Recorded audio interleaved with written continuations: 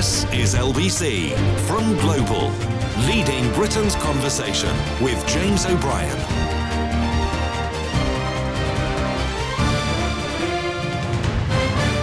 Three minutes after 10 is the time. A very good morning to you.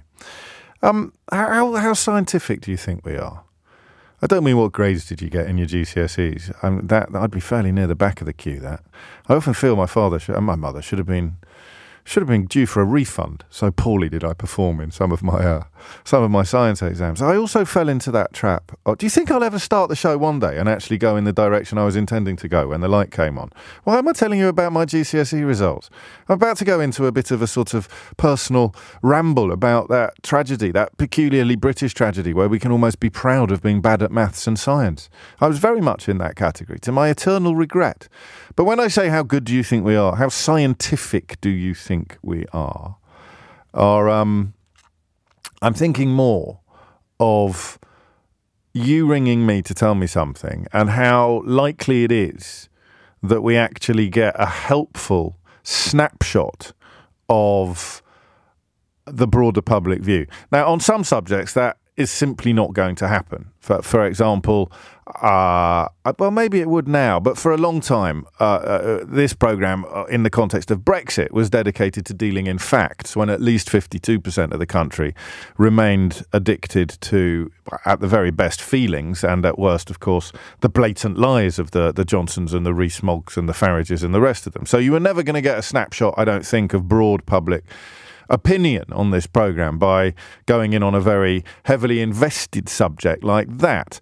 Oddly, looking at the opinion polls, I suspect if we do a broad political sweep, we're not far off the numbers that are now being reflected in the polls. If, say, 1 in 5 callers was a Tory voter, you'd probably have a fair reflection of that in the way that the switchboard responded to a broader political question. But I'm interested today, I'm just looking at the first texts that have come in, actually, since I mentioned a moment ago, just before Nick clocked off, that I want to turn your attention first today to Chris Packham's comments about protesting outside MPs' houses. Now, for me, at first glance, that issue is a no-brainer. It's a no-go zone, actually, to use a phrase that Paul Scully has managed to bring back into public discourse.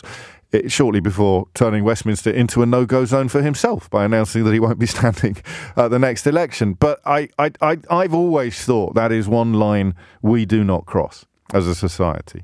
But the first text to come into the programme this morning are these. One from Anthony in Surrey, one from Michael in Fulham.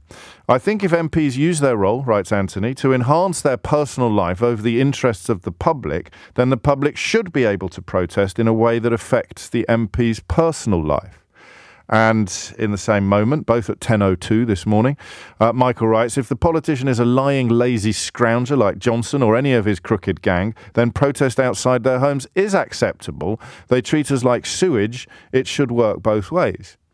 The problem with both of those perspectives, lads, is that you don't get to decide whose home is fair game and whose home isn't. I think once you've ignited the green light, then even the politicians you consider to be honest and honourable and dripping with integrity become fair game, and their homes become targets for the people that you would find problematic at best and repellent at worst. Actually, I lied to you. There was a text that came in at 10:01, actually, from Simon, who says, I just wanted to say good luck to your team in tonight's game against my team, Woking. It's a vital game for both teams, so may the best team win. There's a mythical 6 points available. There really is. It's an absolute relegation dogfight at the bottom of the National League, and Kiddie Woking, or rather Woking Kiddie, because we're away, is going to be potentially an absolutely crucial moment in that saga. What was it I said a minute ago about going off on unexpected and unscripted? Unscripted? Do me a favour. Have you heard this show before? Unexpected and unplanned tangents. Well, there we are. 8 minutes after 10. And, you know, while we're on the subject, Angie's been in touch to mention a call she made yesterday about talking about Robert Jenrick's dog whistle yesterday. She says, you clipped it up for LBC. Predictably, a good proportion of the replies on Twitter are telling me to go home. Point proven, says Angie. Do you know, quite often people who reply, particularly to the LBC tweets, don't realise they're proving the point made in the tweet. So have a look at that from Angie. And I mention it only because, do you remember, were you listening to Mystery Hour on Thursday? Were you listening to Mystery Hour? When we took a call from Acme Whistles in Birmingham, from the official archivist of Acme Whistles, to answer a question about whistles. They've sent me a dog whistle. Which I've got use for a dog whistle because I'm not a member of the Tory cabinet. I haven't got them coming out of my ears. But I may try it out on you a little later in the programme and see whether or not it sends your dog nuts at the other end of the microphone. There's probably Ofcom rules about that sort of thing.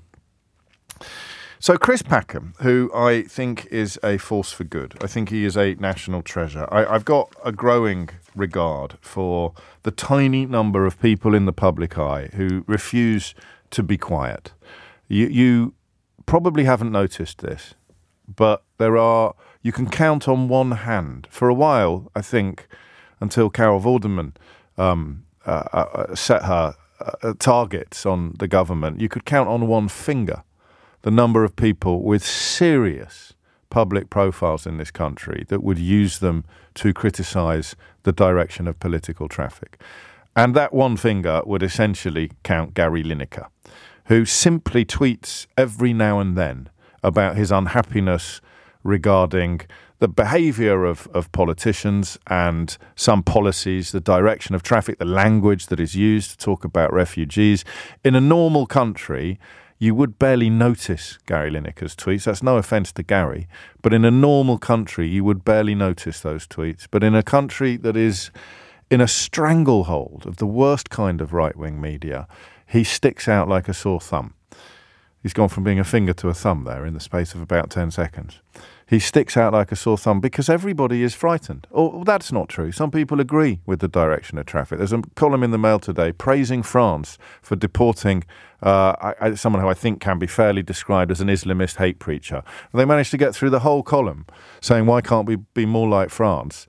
Without mentioning that they told us to vote for Brexit so that it would be easier to deport people like this Islamist hate preacher in France. It's quite extraordinary how boiled and bent their brains are now. But it's even more extraordinary how few people get to say what they truly believe and have the... What's the word I'm looking for? I don't want to say courage, although that is part of it. But the problem with praising one man's courage is that you essentially paint another person, another woman, another man as being cowardly. And I don't want to do that because I don't think that's fair. But you have to possess something, a thickness of skin perhaps, a security, a financial security, never mind a personal security. But for example, to invite the guns of Rupert Murdoch or Paul Dacre to do their worst, you have to be possessed, I think, of some fairly special skills, some fairly strong will to do that, which is why so few people do. So Gary does it, Carol does it, and happily she now does it, of course, on LBC. And in very specific areas, Chris Packham does it as well. Increasingly, Chris Packham does it as well. He is motivated by a number of issues. You can listen to a brilliant interview, I mean, he was brilliant. I was probably rubbish, but you can listen to a very engaging episode of Full Disclosure with Chris Packham from about a month and a half ago. He's one of the people, as I've mentioned, I think is an enormous force for good. And he is much more laser-like in his targets. He is motivated by a profound love of animals, of wildlife, of the natural world in particular, and of the planet, of course, which means it extends into ecological issues. And it is from there that he has spoken most recently. 12 minutes after 10 is the time. And what he has said is this. He has said that MPs' homes should not be off limits. And he specifies when it comes to eco-protests or Just Stop Oil, for example, who have targeted MPs' homes. I think it was Greenpeace, wasn't it, that got on Rishi Sunak's roof. He wasn't there at the time, but you can never be 110% sure of that. He has Just Stop Oil protested outside the homes of Rishi Sunak and Keir Starmer. And he has called for, if you like, or he's offered his support to these groups protesting outside homes of MPs. And my gut reaction to this is to disagree. Oh, crikey, Alan in Dover, you're quite right. We forgot about Fergal Sharkey, didn't we, on our list of the good guys. my gut reaction to this is to say, no, you can never, ever do that. I remember when some protesters, they may even have been anti-Brexit protesters, found themselves on Jacob Rees-Mogg's doorstep, and I just thought that it was completely wrong. But when people I admire and respect say things I disagree with, I have a very unfashionable habit of deciding to have a bit of a think about what I believe and what I think about something. And I wondered whether my objection to this is both selfish and embarrassing. Selfish because if it's okay to protest outside a politician's house, then it wouldn't be long before someone argued it's also okay to protest outside a gob on a stick's house, a professional commentator's house, a radio phone-in host's house. So that's perhaps where the selfishness comes from. And the embarrassment, I think, comes from this. And it's not something I've ever noticed before or even thought about. Maybe I just don't care enough about anything. Now, I go on a march. I haven't been on many, but I went on a march for a second referendum because I naively thought that we might be able to stop the madness that everybody is now having their faces rubbed in. I went on a Stop the War march in Glasgow, but largely because I was courting Mrs. O'Brien at the time and she was working there, and I was hardly going to stay in the flat on my own when she went off to march against the looming war in Iraq.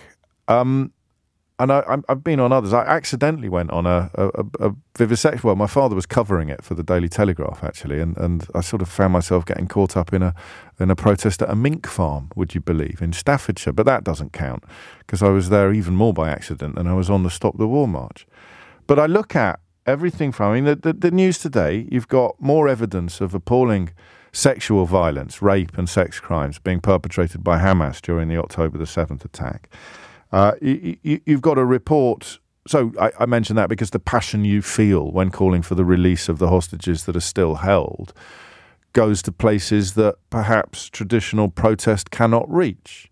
Similarly, you've got reports coming in of children now starving to death in Gaza on an unprecedented scale, and the frustration, the visceral frustration and horror you feel at that story may want you to urge politicians to change course, to do more in a way that they don't currently do. They are not currently hearing your cries, so you're going to have to cry louder. But of course, that's a metaphorical description. It means you're going to have to find a new way of being heard. So you get outside their home. Oh, of course, Jamie Oliver and Marcus Rashford. There's more people than I realised on this list. I may have to rejig the paperback version of How They Broke Britain in order to acknowledge a few more heroes of our time, a few more national treasures. But that was where I ended up this morning. I thought, well, listen, to me, Chris Packham is obviously wrong. You can't protest outside someone's home. But maybe that's because I don't actually care enough, even about the situation in Gaza. I don't think that's the answer. I think that I do. But I don't feel any urge to protest outside someone's home. Would a suffragette have done that? Probably. Are there points in history where protesting outside a politician's home has proved a point in a way that protesting anywhere else could not? We're living in an era where politicians are trying to close down our rights to protest on an unprecedented scale. It is, when you dig into it, quite frightening what's going on. But that leaves us with a happily binary radio phone in question. But I really want the why of it, okay? Because telling me whether you think we or they, I wonder if your answer's different. Should we be able to protest outside an MP's home? Question mark. Definitely not. Should they be able to protest outside an MP's home? Definitely not. But does it change a little bit? Should we be able to protest outside? Well, yeah, we would, because we'd be really, well behaved and respectful and peaceful. Should they be? No, God, no. Down with that. Down with them. They're splitters. So I want the why of it, not just the what of it. The what of it is easy. What do you think? Should we be? I mean, are there issues now from which politicians appear to be so completely distracted, detached from where you sit and where you feel the people sit, that you should actually be able to take the fight to their front doorstep? Or is it obvious to you that that is a door that we should never sanction going through? I don't necessarily think that anyone who does it should be strung up from the nearest lamppost, but there should be sanctions in place, preventative sanctions, deterrence. But I want the why of it, okay? I want the why of it.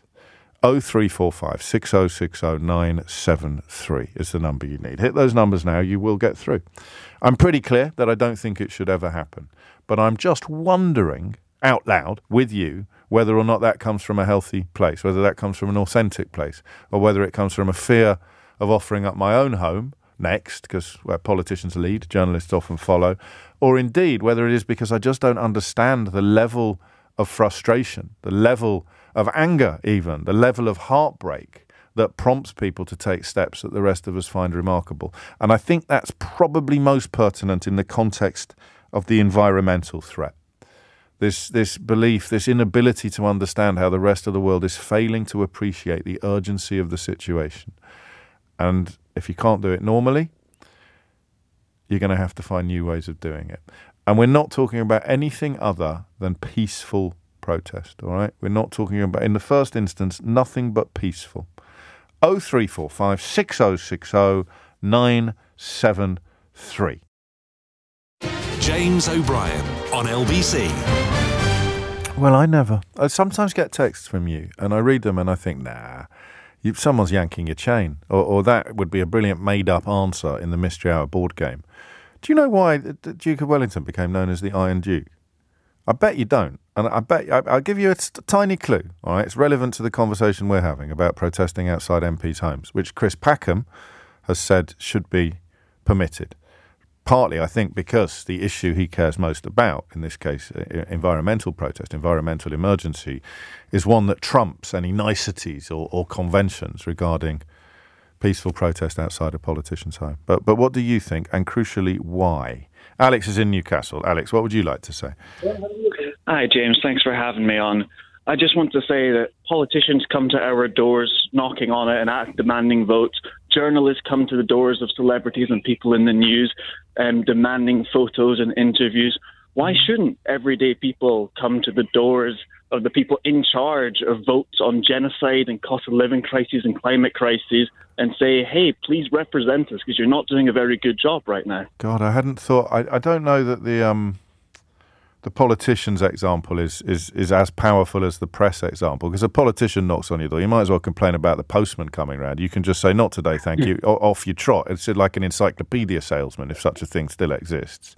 But goodness me, the press and all of the newspapers writing up Chris Packham's comments as if it's the end of the world as we know it will park people at the bottom of your front path and have people putting all sorts of things through your letterbox and fighting with each other to get a microphone. I mean, one thinks again of, I think this programme has almost been sponsored by Gary Lineker today, but every time he tweets something they don't like, they're camped outside his house. The poor fella can barely walk his dog without coming under constant pressure. But I don't think I'm ducking the issue when I say two wrongs don't make a right, do they? Oh, absolutely not. But I think in this case, when the wrong is genocide or everyone is probably going to die from food crises because of the climate crisis, then I think protesting outside somebody's house in a peaceful, respectful manner is absolutely okay when protest is being clamped down in every other sector of society. You can't protest outside oil and gas companies, outside petrol stations. You can barely protest outside Parliament anymore, and nobody will ever listen to you when you do. So I think, sadly, it needs to happen. You remind me that the only time we talk about protests is when they go somewhere or achieve something that protests don't normally achieve. So in a sense, exactly. the message you're reiterating, it's not one you're endorsing, is you can protest wherever you want as long as it doesn't make any difference to anything or anybody. Yes. That's so don't exactly stop the traffic, whatever you do. Don't stop the traffic and don't disrupt an MP's home life. Just out of interest, is it something you would do yourself? Or are you speaking to me as a philosopher? In a peaceful manner, yeah. I think I would, yeah. If what you're protesting for is valid enough, then absolutely. And if you're talking about the genocide of 20,000 children in Gaza, then yeah. You've used that word a lot, which is obviously challengeable and must be challenged. I don't feel the need to challenge the phrase ethnic cleansing.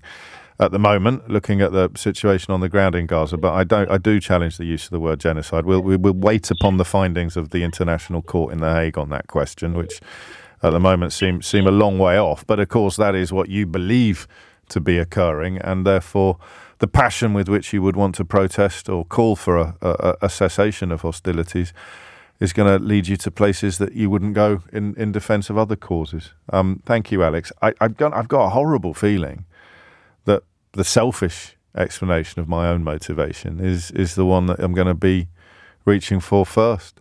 I just sort of think, well, I don't care how passionately you feel about that. Why on earth would you come outside? Because remember, you know, the kind of people that are going to protest outside my house are not people who care passionately about the future of the planet or indeed their fellow citizens. They're going to be furious with someone who doesn't hate foreigners enough, or who refuses to conflate all Muslims with terrorists and extremists, or who keeps getting proved right about Brexit and Boris Johnson and Donald Trump and even Jeremy flipping Corbyn.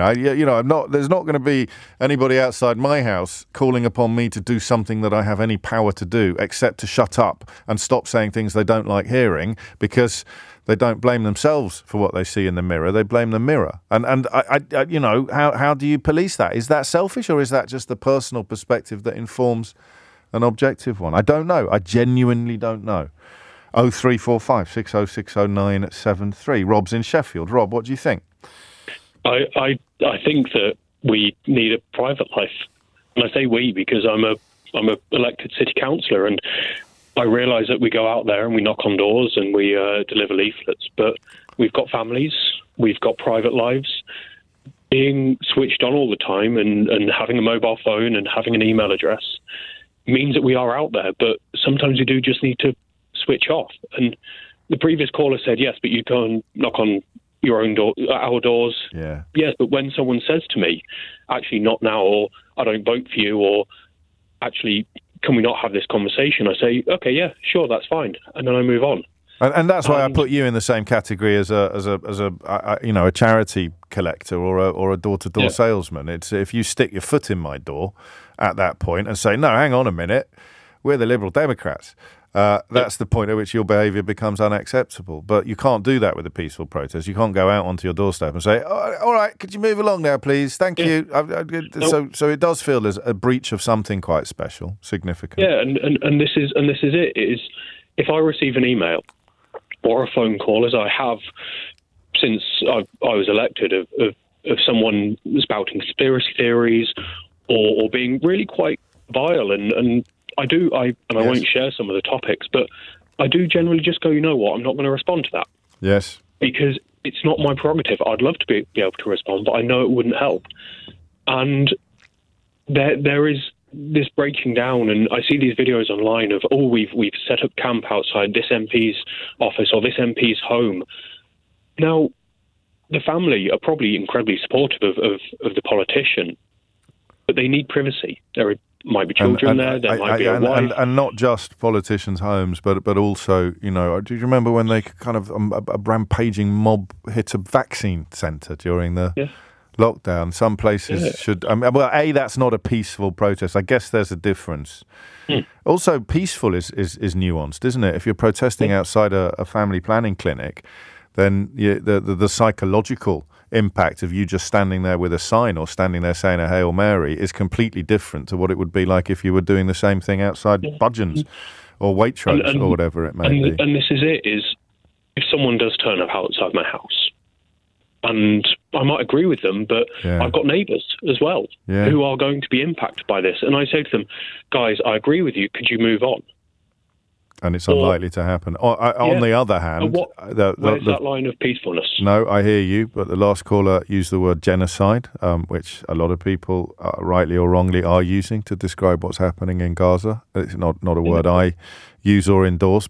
Or planetary emergency. They would say to you, how can you possibly be worried about your peace of mind or your neighbours when things of such epic import are unfolding on in our world, and our politicians are doing nothing about them. I grant you, Rob, that a Liberal Democrat councillor in Sheffield is unlikely to be able to halt either anthropocentric climate change or the continuing attacks in Gaza. But my point stands. They'd say to you, how dare you? I mean, who do you think you are worrying about your neighbours when the world is burning?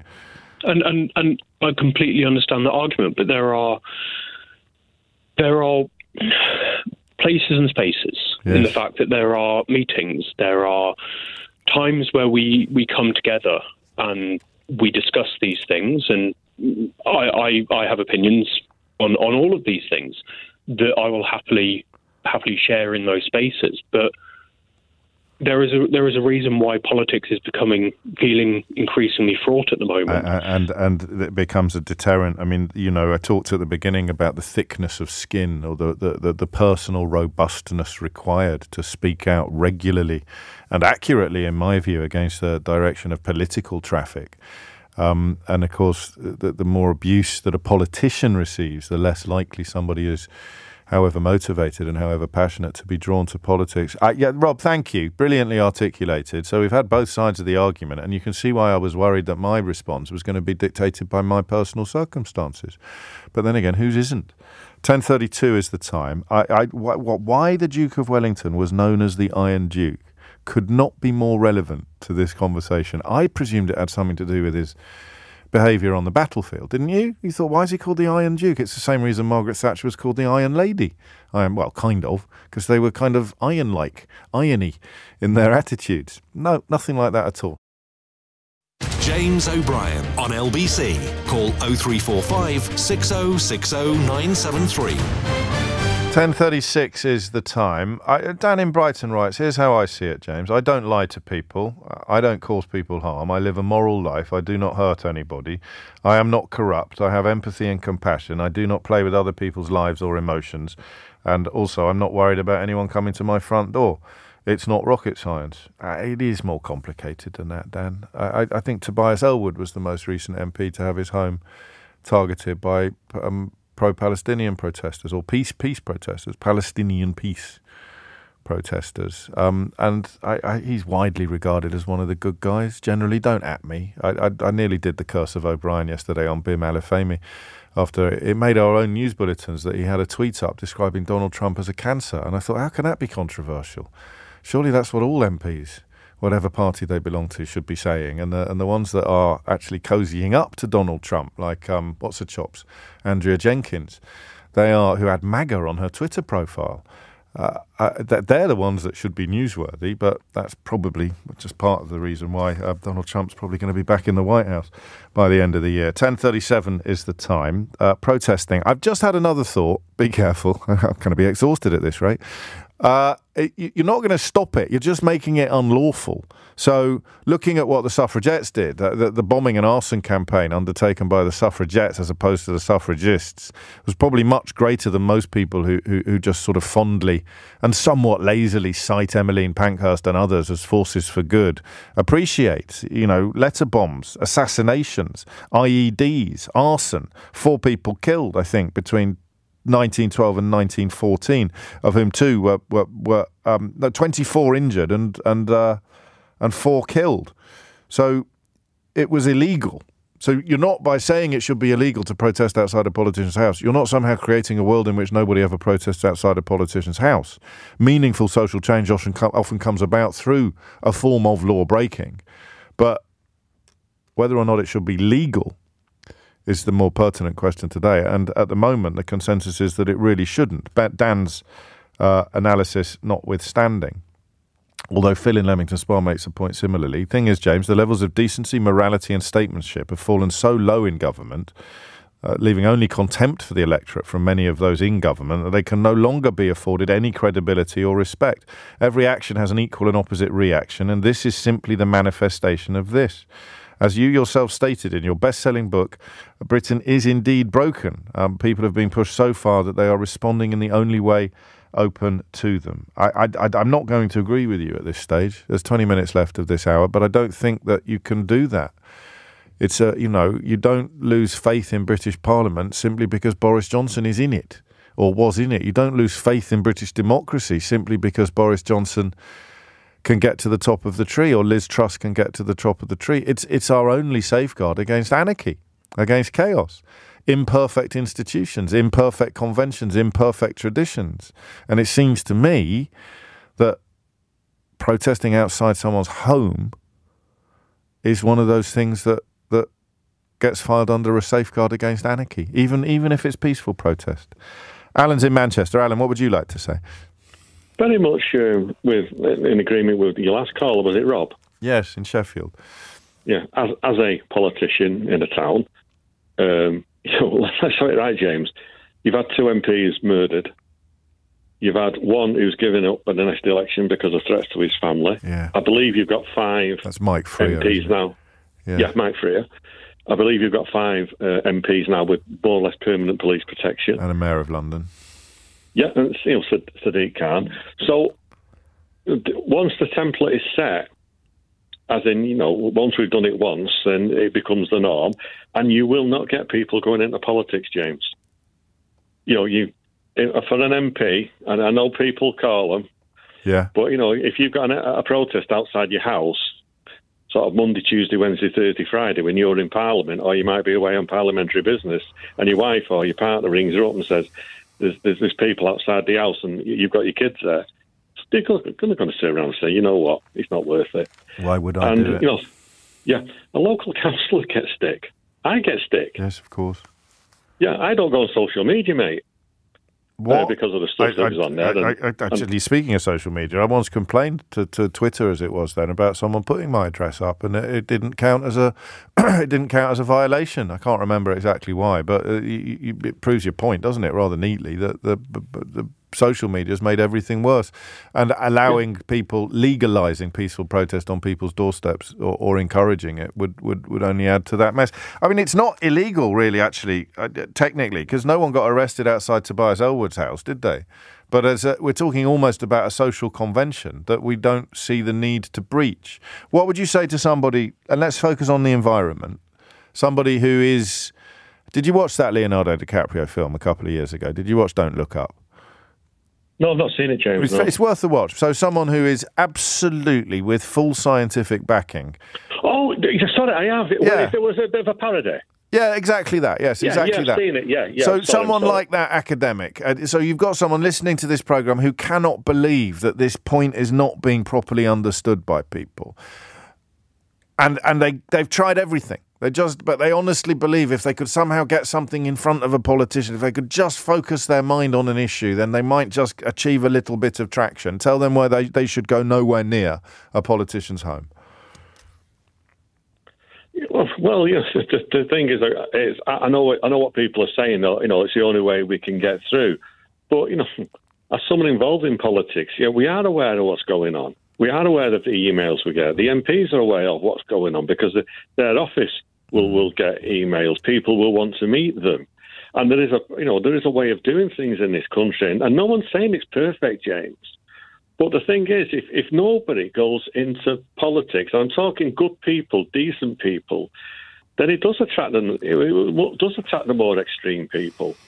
Yeah. I mean, it's interesting though, isn't it, that most of the debate is breaking down along personal experience. Well, you, me, James, and Rob all worry it might happen to us, and make valid points as a consequence of that about the deterrent, putting people off coming in, whereas the people who are coming at it from the perspective of protest, I mean, I'd ask them, in fact, I should have asked them, I mean, does it ever work? Does it ever achieve anything? Could you imagine Jacob Rees-Mogg coming out of his house, walking through a baying mob of Ramonas and deciding that Brexit was a bad idea after all? I mean, there is that point as well to wonder about, isn't there?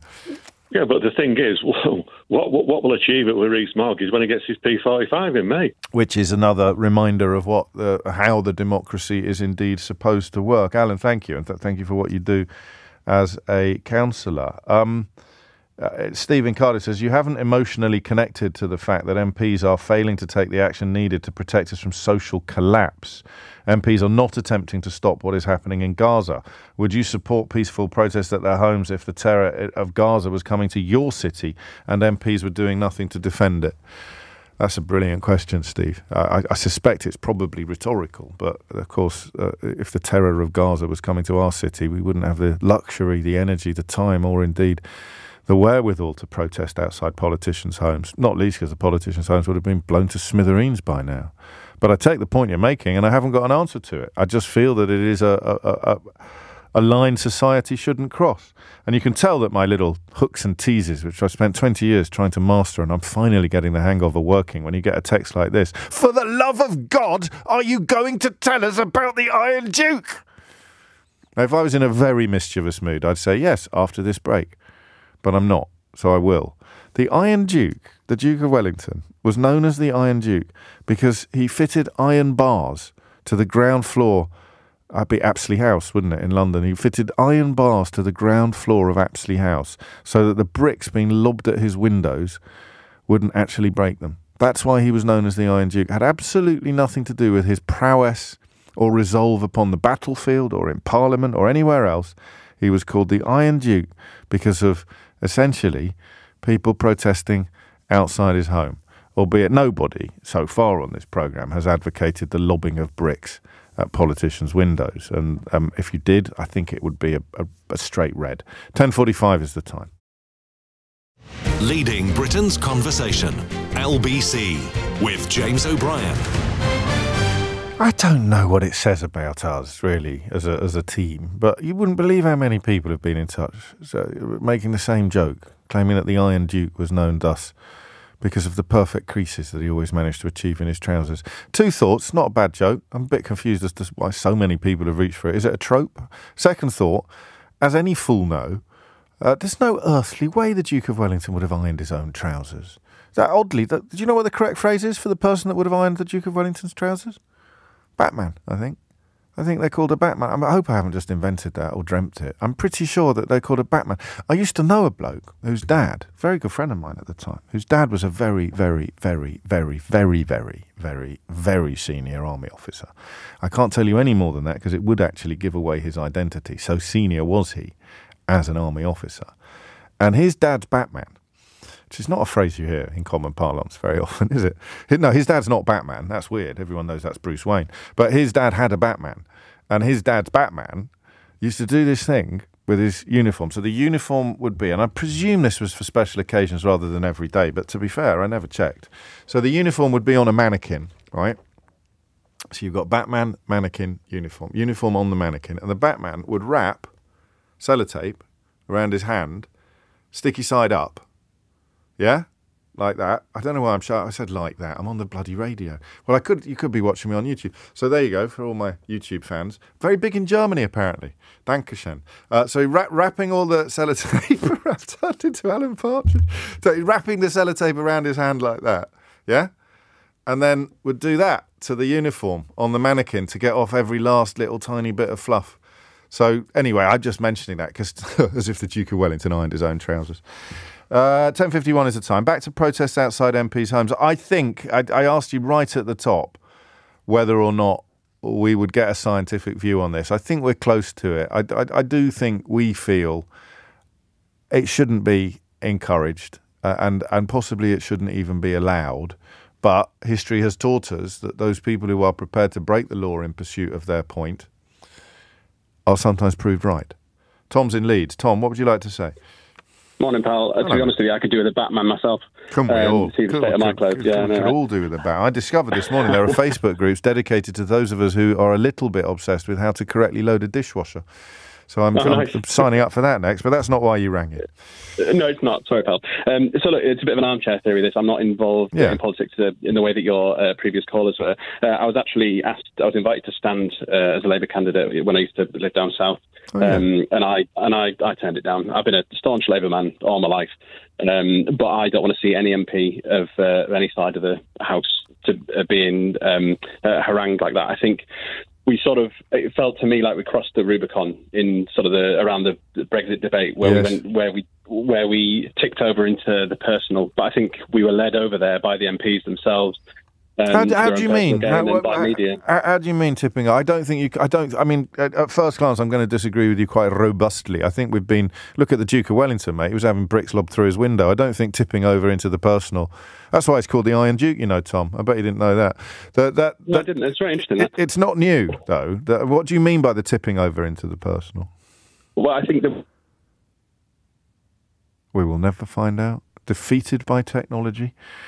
Did you know that my plan to use a dog whistle wouldn't work? Andy in Alicante's been in touch to say that the whistles use a frequency above 23 kilohertz, whereas radio stations cannot transmit audio any higher than 15 kilohertz. And I can thank John Cooper by name, the archivist at Acme Whistles in Birmingham, who rang in to Mystery Hour on Thursday and provided one of our favourite answers of all time. Is Tom back? I should give him another whirl, and then we'll go to James in Spalding. Tom, what do you mean? What do you mean it tipped over into the personal?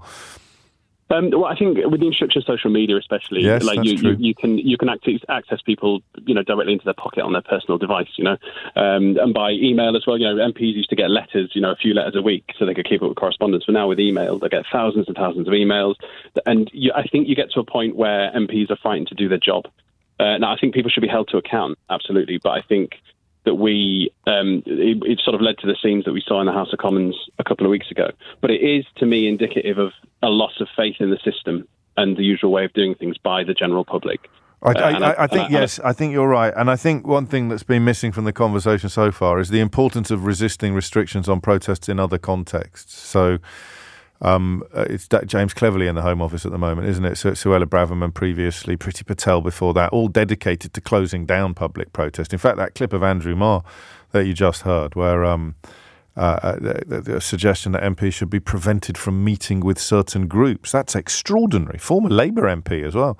That's extraordinary. So resist that sort of thing, but don't maybe fight the wrong battles by demanding the right to protest on someone's doorstep when they're taking away the person inside the house's right to sit down with the group that you're representing. I think it is a lot more nuanced than some of the headlines allow, although I'm not comfortable being on the different side of any argument to Chris Packham, except letting foxes sleep in your bed.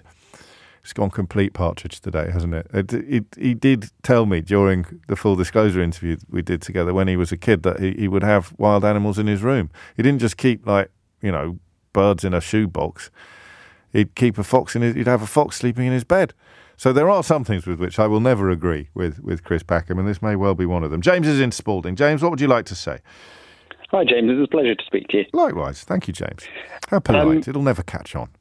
I just wanted to say I think there's a really good balance of all of the point of views this morning. I think that I don't think people should protest outside people's houses, but I also think that I have a huge amount of empathy for people in that I just don't think politicians listen enough to people anymore. Yes. James Cleverly recently said, you've made your point, but I also think you can say that all you want, but if you're not going to listen to people, if you're not going to get around around the table frequently enough with people that protest, then it's difficult to know kind of what to expect.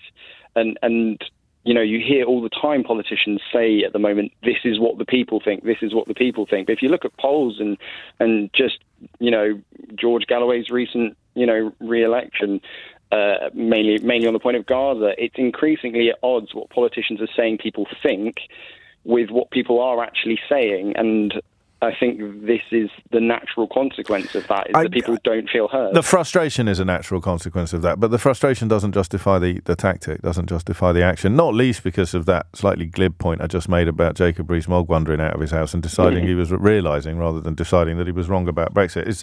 I think these things make the protesters feel better, but they have no impact whatsoever on the politician, except possibly a hardening of resolve, the likelihood of me changing my mind because you're camped out on my doorstep might actually diminish as a consequence of you being camped out on my doorstep. Yeah, but then I suppose this is where we get into this vicious cycle, isn't it, where, politicians, refuse to start engaging with people that are, infringing more on them, where people then feel that they're not being heard even more and more, and it just gets into this cycle. So sadly, it will take one thing, but I think it will be the politicians having to give in and speak more to people, because, the more that people are not heard, the worse and worse it's going to get. And there's a greater force. Yes. I mean, these are. I don't know if B follows A, but certainly everything you say is accurate, and you can see why. I can see why you might knit them all together. You mentioned George Galloway, of course, which we've been quite careful not to do much on the programme this week. But I did come across one little clip of him that I think might be of interest to those who are. Shall we say? How can we put it politely? To those who are perhaps falling for his shtick at the minute. We have. Already, and it's only February, 65,000 people, uncharted, undocumented, unvetted.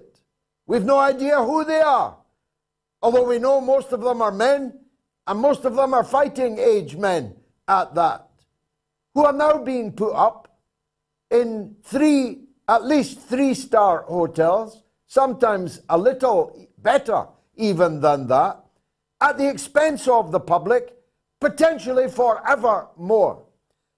When our forces cannot interdict a single one of the boats bringing illegal migrants or refugee claimants for asylum, we can't know which until their cases are heard, and their cases have a backlog of hundreds of thousands. I just thought that was interesting because Priti Patel was swinging for him yesterday, and I just thought that she could have made that speech. She could have delivered much of that speech, although I think she'd probably have a better grasp of the numbers, which were complete gibberish. And, of course, the 3-star hotel argument is one of the most dishonest tropes in the whole refugee conversation. Here is a building that used to be a 3-star hotel. We've now turned it into a holding facility for refugees. The facilities that saw that hotel, that ex-hotel, receive 3 stars are no longer in place. I suppose you could say, well, there's still a sign outside, James, at which point you'd have to say, I don't think I can help you, but do be careful to stay away from scissors. So one of the reasons why I think the line between Galloway and Farage is so thin is because they'll say whatever they think the audience they're in front of wants to hear, which is why it was particularly interesting to learn that another prominent politician of the last few years is considering legal action against Nigel Farage at the minute and has indeed instigated the first steps towards that process. I'm not going to tell you who it is until after this. This is LBC from Global, leading Britain's conversation with James O'Brien.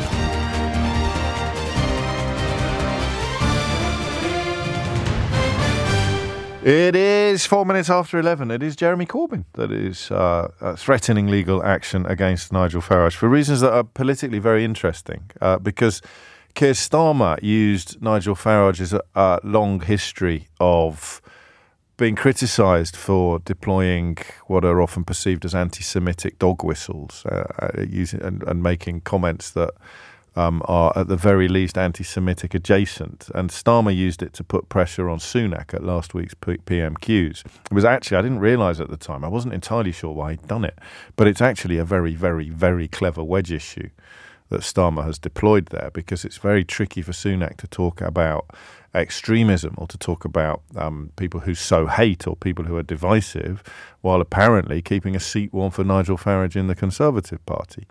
But for some reason that I haven't quite worked out, although I suspect it's linked to what I've just described, and Farage's lifelong desperation to be taken seriously and to be a key part of the establishment he claims to despise,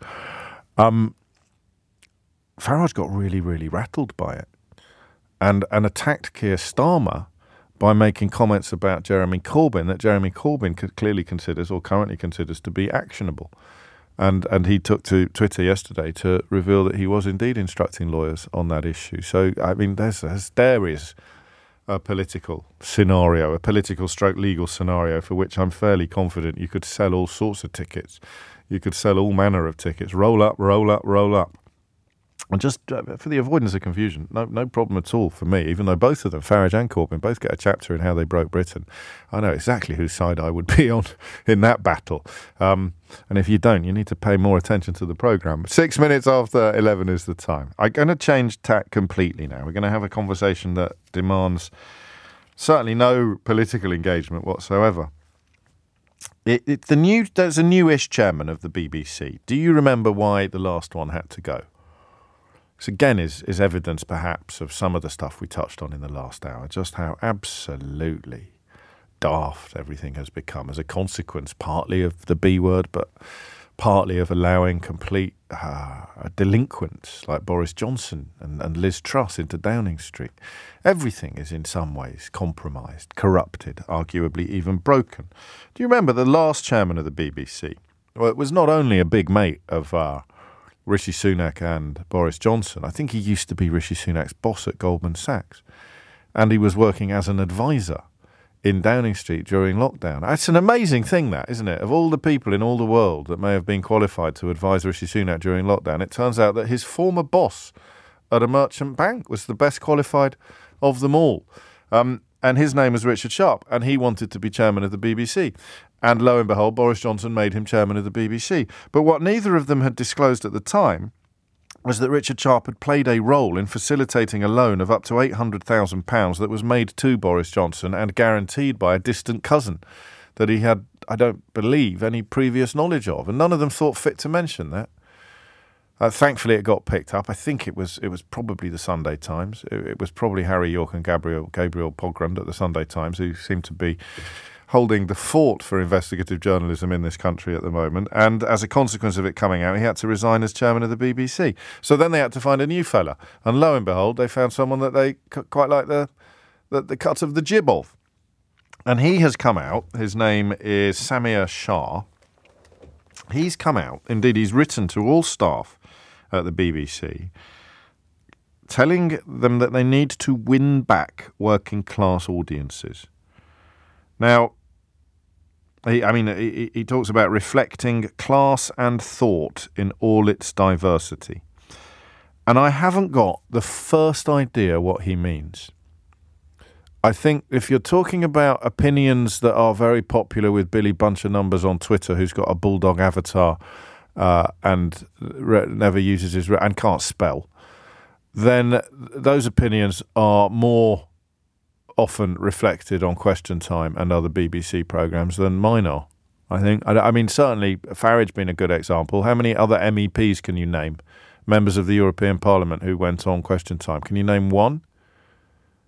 So the idea that the discussion programmes where you are more likely to appear if you're a fully paid up member of the Tufton Street incestuous lobbying network than you are if you're a world authority on whatever your academic discipline may be. The idea that though you're not having diversity of thought on the BBC is ridiculous.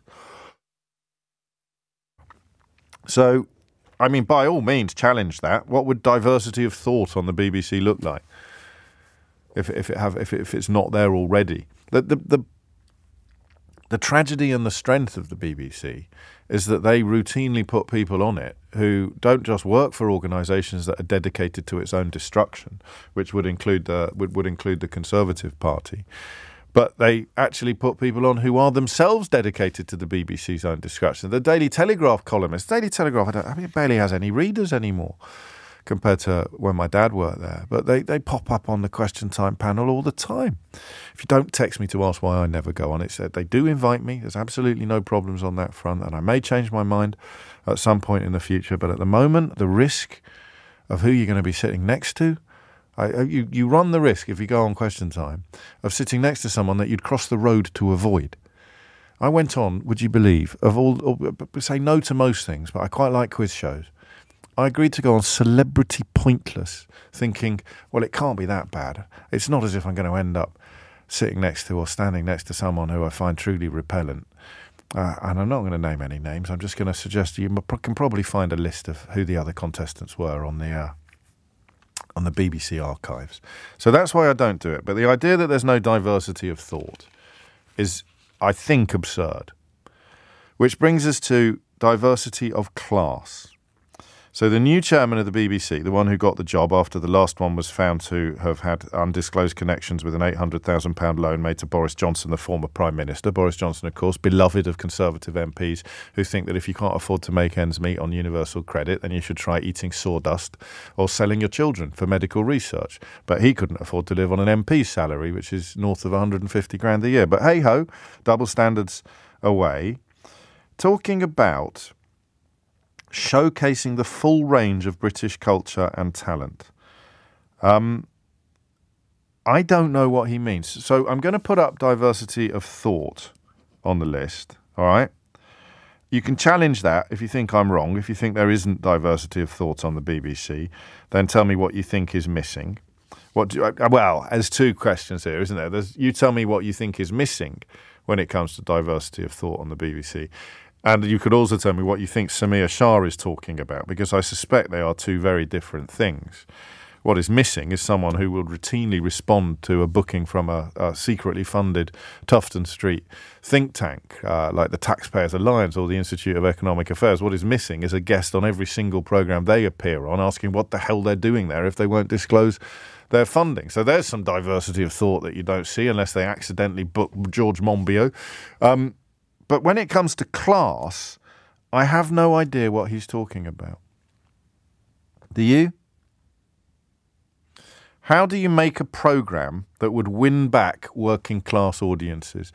I've got a horrible feeling that this is much, much more patronising than programmes that, or rather than attitudes that he would say alienate working class audiences. What on earth is a working class television programme? I don't need any instruction on what a programme that tells working class stories looks like. In fact, the 40th anniversary of the miners' strike starting tomorrow will be a very good example. And BBC Two has been running a series of, frankly, extraordinary documentaries, absolutely brilliant programme making in every way. So a working class drama would be everything from Coronation Street, I mean, most obviously soap operas, but I don't understand what it means. Not just what is a working class programme, 0345 6060 973, but a programme that is designed to win back working class viewers. What on earth is he talking about? Now, I do this. I don't think I do this too often. It's one of the tiny burdens I bear, that if I don't mention my own, quotes, privilege, end quotes, I get a bunch of messages saying, oh, it's all very well for you in your ivory tower. And if I do mention my, quotes, privilege, end quotes, I get a bunch of messages saying, why do you keep banging on about your privilege? But I think I should mention it. I am clearly not working class, although my background isn't quite as privileged or as rarefied as a lot of people who end up going to a school like the one I went to or doing the job that I do now. But what the hell does he mean, this chairman of the BBC, when he talks about the need to win back working class audiences? What would that, I mean, does that mean anything to you? 0345 6060 973. The reason I like this as a topic is because I think it highlights something that the Tories have tried to do in recent years without as much success as they probably expected. They tried to portray someone like 30p Lee Anderson as being a representative of the working class, when he's nothing of the sort. He's a representative of not very bright people with extremely strong opinions. And there are loads of them in every social class. If he spoke with a posher accent and was possessed of exactly the same opinions, people who think Jacob Rees-Mogg is a genius would think that 30p Lee Anderson is a genius. They're both, to use a technical term, as thick as mince. So I've got a horrible feeling that people like Samir Shah, when they use the phrase working class, just mean thick as mince, which is about as far away from reality and as far away from the truth as it would be possible to get. So, what's he talking about? Topics like this don't always work. I've got to be honest with you, because I could fill the switchboard now by saying, what's a working class programme? And you'd ring in and someone would say Alf Garnett and someone else would say Bullseye and someone would say EastEnders and someone would say Fred Dibner. And it would be mildly interesting for about 5 minutes. But the phones would be ringing off the hook. This is a completely different question, much more nuanced, much more complicated, and therefore much more interesting. When a senior Tory-friendly BBC chairman says that we need to win back working class viewers, what do you think he is talking about? Yeah, Benjamin proves my point. Jeremy Kyle. I genuinely don't know. What is a programme that is likely to appeal to a, quote, working class viewer end quotes, but not, for example, appeal to me. And vice versa. What is a programme that might appeal to a middle-class viewer, but not appeal to whoever it is that these people have in mind when they talk about working-class viewers? 16 minutes after 11 is the time. Help me out with this one. Because, I mean, the worst-case scenario is that he is talking absolute gibberish and nobody's got a Scooby-Doo what kind of thing he has in mind when he talks about programmes that might woo back the working classes. But in some ways, I want you to explain that to me as well. Because it gets reported straight, this stuff, in newspapers that are largely written by people from my social class. Chairman of the BBC comes out, thinks he's going to win brownie points by saying, we need to win back working-class audiences. If you're nodding in agreement, and you don't normally ring in because you think we'll probably end up having a scrap, you're probably right. But if you are nodding in agreement to this, just take a moment out of your morning to tell me what you are thinking. What on earth is a programme that woos a working-class audience? Because I could be blind to this issue. I could be completely insulated from it. I could be an absolute victim of my own prejudices, privileges, presumptions, call them what you will. But I'm going to say to you, I don't think there is such a thing as programmes for the working class. I just don't think it exists as a genre. I don't think there's a programme that I would only enjoy if I'd had a humbler upbringing or a more difficult upbringing. The idea that story... I mean, what's Charles Dickens? Does Charles Dickens appeal to the working class? Does William Shakespeare appeal to the working class? What's Samir Shah got in mind? Sounds to me like, just as it's impossible to really define what woke means if you're using it as a pejorative, people trying to be anti-woke end up speaking utter bilge. I'm trying to think who the best caller is this hour. Yeah, you are allowed to agree with me. I should make that clear. So you think of yourself as working class. We may not get into the weeds of what that actually means. So you think of yourself as working class. Would you tell me what you think about the idea that there are programmes that would appeal very specifically and directly to you because of your class? All right, so I'm watching a bit of One Day on Netflix at the moment. And that doesn't just appeal to my class. It is about me. It's about my generation. It's about a graduate class of society who went to university in the early 90s when rave culture was kicking off and everybody wanted to get a job in the media. It's frankly ridiculous how well David Nichols knows the world in which I moved. But One Day is enjoyable for other people as well. And I mean, what else am I absolutely loving at the moment? I'm loving Slow Horses, which is espionage, and I'm loving The Tourist, which is about a bloke who loses his memory in the outback and has links to Irish criminal family back in Ireland. I mean, so what is it? You think, let's do it that way round. The Royal Family, Royle, one of the best television programmes ever made. Do you have to be like the royal family to enjoy it? Do you have to live in a house like the ones that Jim Royle and his family? Of course. What on earth does this mean? So you are working class. Tell me what you think about the idea that there are programmes that can be made, that are made, that used to be made, which would appeal very directly and almost exclusively to you. 0345 6060 973. Because I've got a feeling this is actually a bit worse than we realise. I've got a feeling that when an executive, a Tory-friendly BBC executive comes out and says we need to make more working class programmes, I've got a feeling that either they haven't got the first idea what they're talking about, but they very patronisingly believe that this will somehow appeal to people who don't like thinking about things, or they're talking about something much worse, which is we've got to start reflecting the kind of prejudices that 30p Lee spouts on a regular basis and represents. And they're no more working class than Jacob Rees-Mogg is upper class. So give me a call on this. I think it should be interesting, but frankly, it's up to you. 20 minutes after 11 is the time. James O'Brien on LBC. Call 0345 6060 973. I love this. Mark's been in touch. Says, as a working class man from the north, James, I'd love to see more programmes about whippets, racing pigeons and beef dripping. I mean, I know you're joking, but I don't know what the chairman of the BBC is talking about when he says that they need to do more to win back working class audiences, unless in his mind you're not being funny, Mark. You're being literal. Actually, while we're at it, perhaps we could include the question of what would a programme designed to appeal exclusively to working class viewers look like? And I mean, you can't really say Jeremy Kyle, A, because that was on ITV, and B, because it's not on the telly anymore, and C, because I think people viewed it like they viewed pornography, didn't they? Like a sort of poverty pornography. A lot of people tuned in who would be from a completely different socio-economic class to the people who appeared on the programme, for the same reasons that people sort of slowed down for road traffic accidents or turned up at the Colosseum to watch some Christians being eaten by lions. I could be wrong, but I'm genuinely baffled. Simon is, I don't know how to pronounce that, Confolin? Confalon en France. Morning, James. Well, you're not morning. You're not working class. You live in France. Listen, I've worked more here than I've worked before in the UK, I can tell you. Anyway, What's he on about? This. You've stolen my point because partly it was about Jeremy Kyle or that type of programme. Yes. Where I think that they appeal to that base level of people who they perceive to be working class for a start. So it's an incredibly snobbish thing to say, then. We need to win back working-class audiences.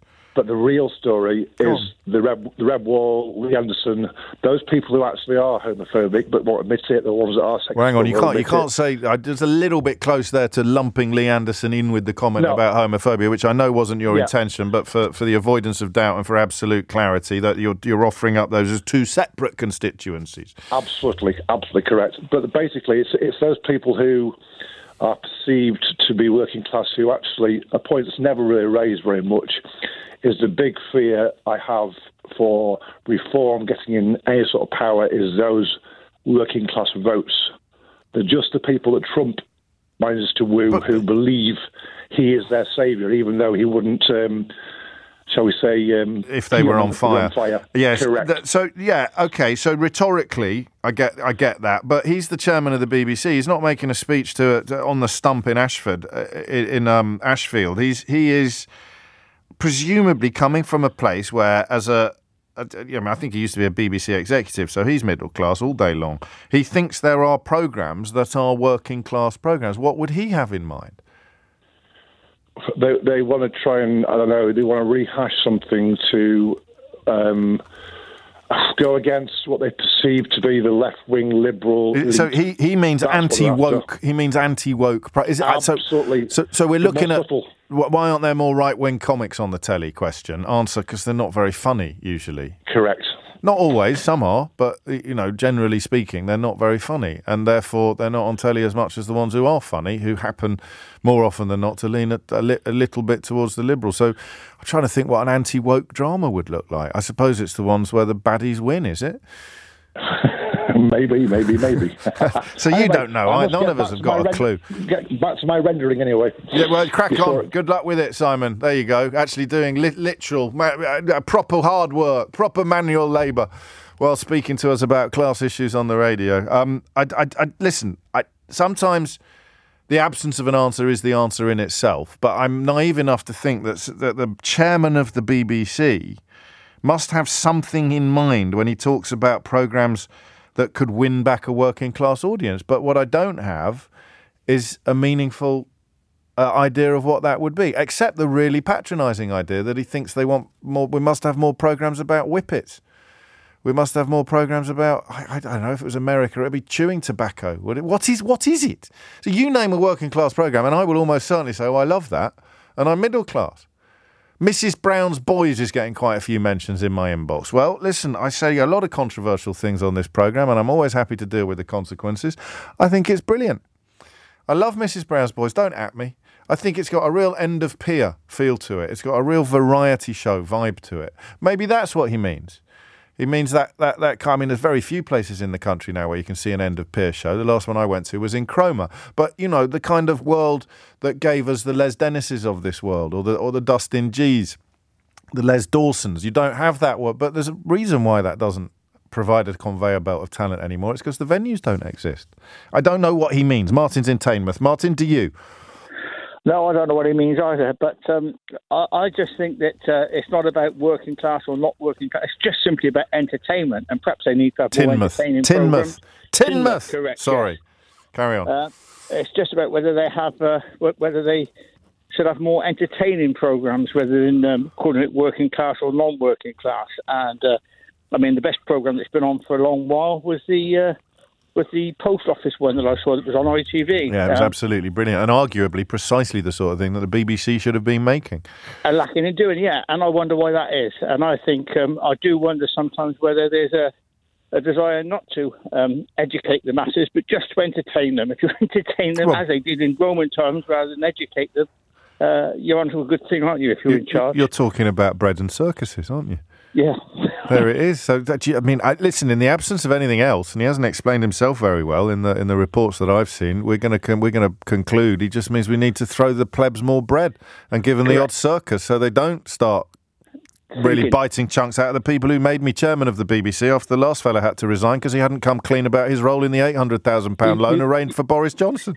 As usual, James, you put it much more succinctly than I should have done. Yeah, well, you gave me the bricks with which to build it, Martin. You gave me the bricks with which to build it. So that, well, what else does he mean if not a kind of uptick in the Jeremy Kyle type programming, or we'll just keep them entertained, not in full? What does he mean when he talks about anybody who thinks, as Rishi Sunak clearly did, that Lee Anderson is representative of working class values, probably thinks that Jeremy Kyle is representative of working class entertainment. And that's not only patronising, I would say, as a fully paid up member of the middle classes, I would say that was profoundly and quite horribly insulting. James O'Brien. Alexa, send a comment to LBC. Strong from Paul. I don't think there is working class TV, James. My working class parents would happily watch a Dennis Potter play on a Sunday night after surprise, surprise. Maybe more working class representation in the media would prevent the idea that working class TV equals reality shows. I mean, more diversity in the corporation, more diversity in programme making. Problem with that, of course, is for 14 years of Tory rule, making social mobility almost move into reverse. Something oddly, I know what you're going to say when I say this is a subject I know a bit about. You're going to say, well, it's the first time for everything, James. But I'm the trustee of a charity that seeks to help young people from backgrounds very different from mine into the media. It's a charity we set up in the memory of one of my best friends who we lost during lockdown, not to COVID, but that obviously denuded the funeral of some of the meaning and ceremony it would otherwise have had. But he was a lad from Rochdale who ended up in the media by dint of being a bloody genius and realised that he was knocking around with Herberts like me instead of anybody pretty much who came from backgrounds like his. So in his memory, and because he asked us to, we've set up a charity to try to redress that balance. And the imbalance is epic. But how that would reflect on screen, I don't know, to be honest with you. The young people, I have to stop myself saying kids because it's so patronising, but the young people who we've helped get into positions or get work experience or get breaks, if they ended up running the BBC, I don't know that they would make programmes different from the ones that are currently being made. And that, I think, is because I don't know what a working programme looks like. Steve's been in touch. He describes himself as an extremely frustrated television producer, and you'll see why. Morning, James. What does working class television look like? That loud slapping sound you can hear is all the BBC commissioners simultaneously face palming because as sure as God made little apples, they won't have a clue either. Yes, and thank you for your kind words about the show. Similarly, Lee, who I don't think is being sarcastic, so they should just broadcast your radio show, James. I like to think this is a classless place. Not as in that it has no class, but as in it doesn't lend itself to any particular socio-economic sector.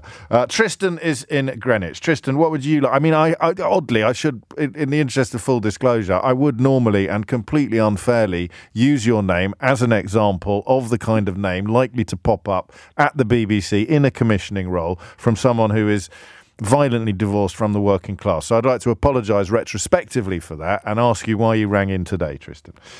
Just for that reason. So I am working class from Lincolnshire originally. You name it, I am as working class as they come. Right. And that's the problem. I don't think people know what it means. I mean, yes. Politicians use it all the time. Alarm clock. They don't necessarily know what it means.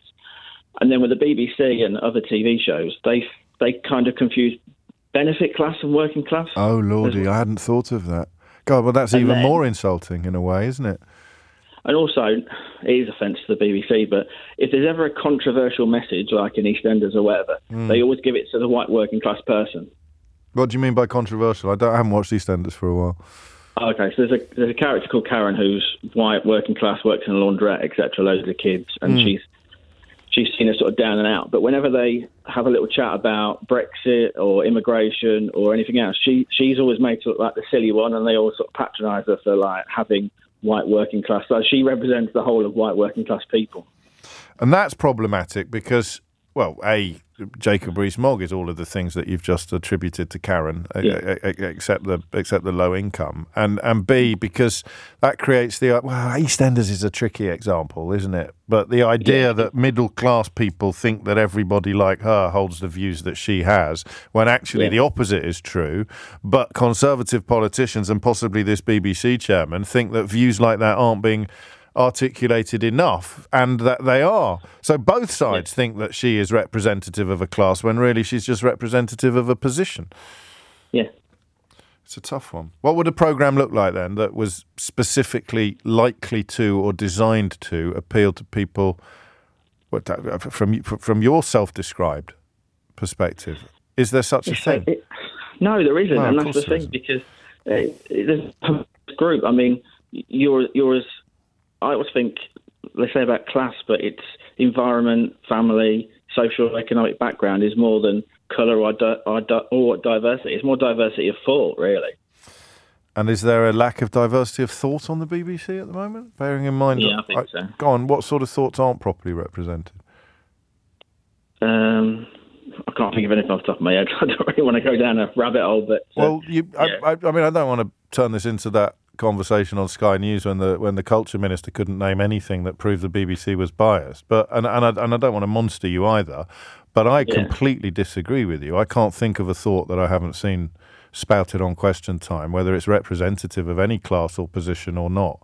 I can't. I mean, you must be able to think of one light, loose example of a thought. Yeah, I'll give you a loose example. Yeah, Question Time. You know, some of the audience in Question Time believe a certain thing, but it's that kind of shy Tory peer pressure of they don't want to say it. So then they'll say, we selected a group of people that represent all views, and then they'll say, who agrees with, I don't know, we'll say Brexit. Yeah. And nobody puts their hands up and they go, see, nobody agrees with it. But they did. See people twitching, but no, there's people in the audience twitching, but they look around and think, I do not want to be the person that gets clipped up as being... 5 years ago, they all put their hands up.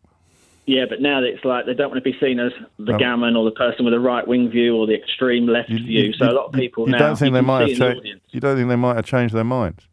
Well, not everybody has, obviously, but when you see those questions and nobody... the audience is deliberately chosen to reflect the result of the last general election, don't you?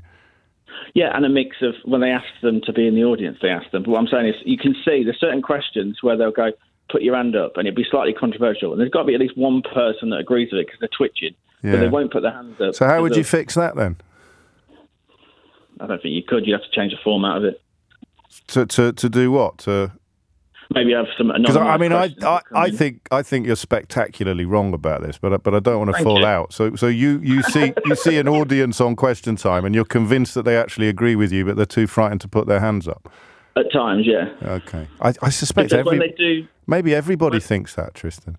No, when they do polls, like let's say the death penalty, they'll do a poll and around 60-65% will probably say yes, they agree with the death penalty. Yeah. Then they'll say in the audience, who agrees with the death penalty? And nobody put their hands up. And you just think, they don't want to be that one that gets clipped up on Twitter as being the gammon there may be some truth in that. It could also be that the kind of people who want to bring back the death penalty are not the kind of people who routinely apply to be in the Question Time audience. True, and that's the same with the BBC. You can't just say true and glibly move on. I've just given you a reason why perhaps your theory is completely crackers. No, watch it next time there's a controversial question and see the audience twitch. All right, I'll look for this. So I'm looking for twitching members of the audience, and if I see anyone twitching, I'll know that they agree with Tristan. Thank you. The patron saint of twitchers. Mind how you go.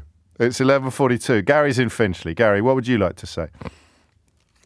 Hi, James. So Hang on, I'm just trying to tell if you're twitching or not. Are you twitching or not? Are you going to tell me what you really think, or are you twitching, thinking that they'll clip this up and go blooming viral? I'm not going to say what I really think because I don't want to go viral. Go on. What did you ring in to say? No. I'm definitely going to tell you what I really think. So, first of all, I work partly in the TV industry as a writer, director, and producer. Okay. So that's my background. So, what I think they are trying to do, I mean, can we talk about some very, very good programs? Yes. That appeal across the board. Yes. The 1% Club is absolutely brilliant television. Is that the Lee Mack quiz show?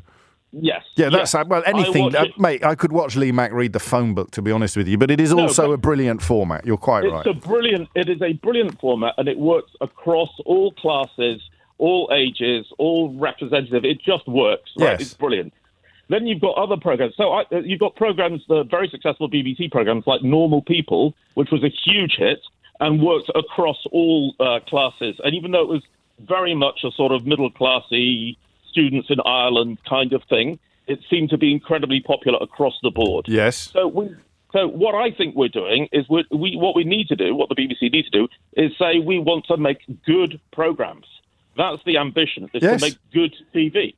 Not to make programs specifically for the working class or the middle class. But there is a thing that, like Ofcom, which is a regulator, has this regulation in it that it says you have to make a certain number of programs in Wales, you have to make a certain number of programs in Manchester. I basically say if you've got good comedy and it's all coming from the Mancunians, I'm from Manchester, James, maybe I should use something else. So I don't know if we can quite do this. I think I can see where you're going. If all the funny people are in Manchester, then make all the comedies there. Exactly. And if all the funny people in London, who cares where they come from? I mean, well, you know what the answer to that is. Geographic quotas. So, having the massive programme making potential now in Salford has changed the game, albeit it involved in the first instance a lot of people having to uproot from a lot of people commuting actually to present programmes in Salford and then come back to their homes in London later or at weekends. But I do quite like the idea of a national treasure, a national institution like the BBC, actively trying to break down geographical barriers. The same with Channel 4 in Leeds. I disagree with you a bit on that. If we take something like the Post Office drama, right? That was an astonishing thing, and it took the country by storm. Yes. And I wonder what would have happened if that programme had been on Channel 4 or had been on the BBC. Would there have been a different reaction from the public? Because it was on ITV, which is seen as being a more working class or totally inclusive kind of thing, as opposed to if it had been out on BBC 2, it might have had an entirely different reaction and might have sunk without a trace. God. And I think this also applies to comedy. In my world, which is the comedy world, if you look at the top comedy in any broadcast, well, they announce like what the top comedy is each week in broadcast magazines, and the top one is nearly always Lee Mack with Not Going Out, right? And it gets like 1 million viewers. Is it? And then the one that's like 2 or 3 down, I promise you, is like Dad's Army. Repeat with Dad's Army. Well, they wouldn't keep repeating them if they weren't popular. But so what does that tell us? No, but they're only getting 300,000 viewers. It's actually not popular. The broadcasters are actually failing to unite the country, and that is if that is the intention, to unite the country, then they need to work harder. It's not about working class; it's about mass appeal, making stuff that actually appeals across all boundaries to all religions. But historically, all great art wouldn't it? Apart from some sort of avant-garde stuff, particularly in the arena of performance art like acting, all the great stuff historically would appeal right across from the groundlings to the monarchy, wouldn't it? Not to put too fine a point on it. If you take something like Fawlty Towers, which is still regarded as like one of the top comedy programs of all time, yes, it's not a working class program. The idea that working class people don't find it funny or upper class people don't find it funny is ridiculous. It would be absurd. Have you ever watched Brassic? No. Let me recommend that to you because I mean Brassic is I think one of the funniest things I've ever seen on television, and it is set very much in, well, I suppose, like Shameless was as well. These are programs set in working class communities without making a mockery of the main characters or the class of the main characters. But I can't imagine anybody turning that off because it was too, quotes, working class, end quotes. Give it a whirl, Gary. Thank you for your call. 11:47 is the time. James O'Brien on LBC. Listen on your smart speaker. Just say, play LBC. It is 11:52. I'm going to read this from Alan in Hitchin because all human life is here. But I'm not sure that this was the case, Alan. I think when Samir Shah says the BBC should make more programmes for the working class, it's a euphemism for more racially diverse programmes. He probably wants to say the BBC should make more programmes for those with names like his or other ethnic minorities, but that would be too controversial, so he's using what he thinks is a passable synonym for the same. I think the exact opposite, Alan, bizarrely.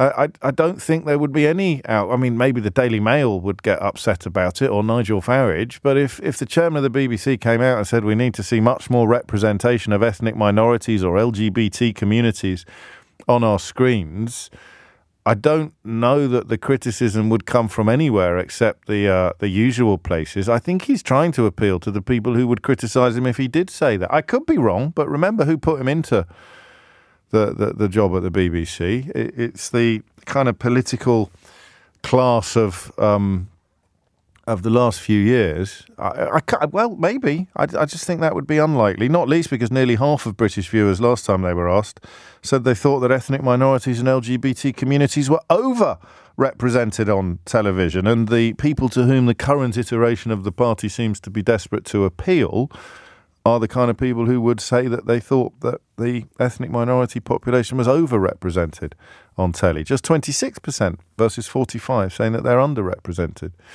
That's a YouGov poll from March of last year. 11:54 is the time. 0345 6060. Well, I don't know why I'm giving you the number. We're going to run out of time in a minute. Sophie's in Edinburgh. Sophie, what made you pick up the phone? Hi, James. Hello, Sophie. I called in because actually I think this is indicative of a kind of really wide misunderstanding of what working class even means, because so I'm from a village just outside Wolverhampton originally, but I'm now at the University of Edinburgh. Right. And my university has 63% of my university were privately educated. Gosh. Just to put that in some context, yes. 97% of students in the UK are state school educated. So I think nearly mansplained then. I said I think it's a bit lower than that, but you've checked and I haven't, so I'll shut up.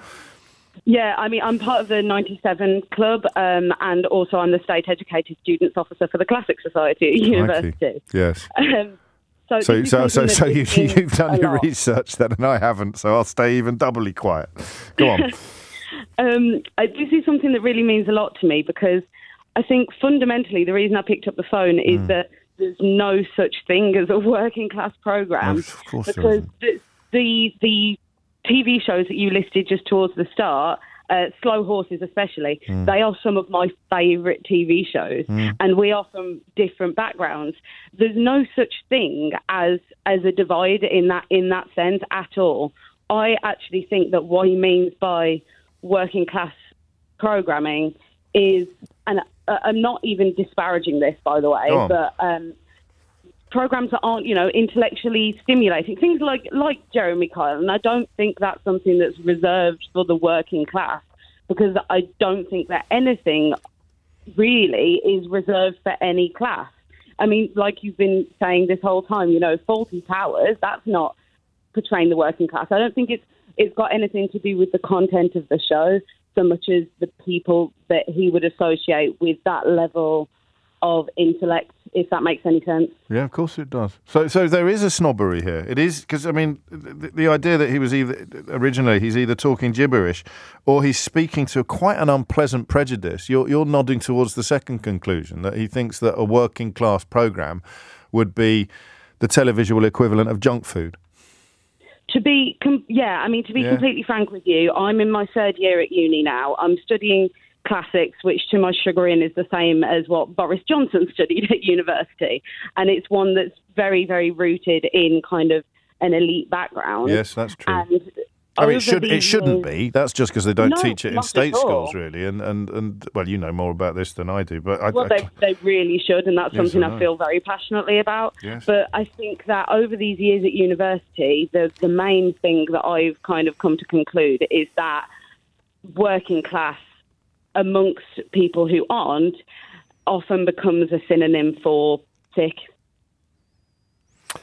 And that is what we think is probably being appealed to here, and it's partly why they made Lee Anderson Deputy Chairman of the Conservative Party, because if you are from a background like mine and unlucky enough to have had key influences and friends and family members over the years from very different backgrounds, you could end up thinking that Lee Anderson is representative of anybody other than Lee Anderson. Exactly. I mean, Lee Anderson stands for absolutely nothing that I stand for at all, and yet it's made out that he's a representative of me and my family and the people from my background, and that's not fair. So we think that Samir Shah is somehow dreaming of the televisual equivalent of 30p Lee. Whatever he would look like in TV form is the programme that Samir Shah is dreaming of. That's a terrifying thought. Terrifying thought. How did you end up doing classics? Were you just lucky that the school you went to did it, or did you seek it out yourself? Very lucky. It just so happened that one of my teachers at my high school had a degree in, I think, classics or ancient history, something like that. And I was in the first year that or maybe the second year, that she managed to put on an ancient history GCSE for just one class in the year. I was lucky enough to get put into that class when I requested it. And then, yes, I ended up here. Life-changing. Absolutely. Yeah, I'm very, very lucky to have had her. So shout out to Miss Taylor. Yes, indeed, a shout out to Miss Taylor. Take care, Sophie. Thank you. I think that covers it fairly clearly. Of course, Samir Shah may have meant something completely different. I'm told he went to... I don't know, it mattered, but he went to Latimer Upper School in West London, no hostages tells me, and then attended St Catherine's College, Oxford. So picking up on Alan in Hitchin's point, no hostages asked, is that what Alan meant when he said that he thought Shah wanted to make more shows for and about people like him? I don't know. You'd have to ask Alan. It's coming up to 12 noon. A bit torn on what to do next. There's quite a few stories around. The one that I'm drawn to for similar reasons to the conversation we've just had is about, what would you call them, terms of endearment they would have been once, but they are not anymore, and whether or not calling particularly young women things like sweet or cute stifles their creativity. I think I'm going to need another crash course. This is LBC from Global, leading Britain's conversation with James O'Brien.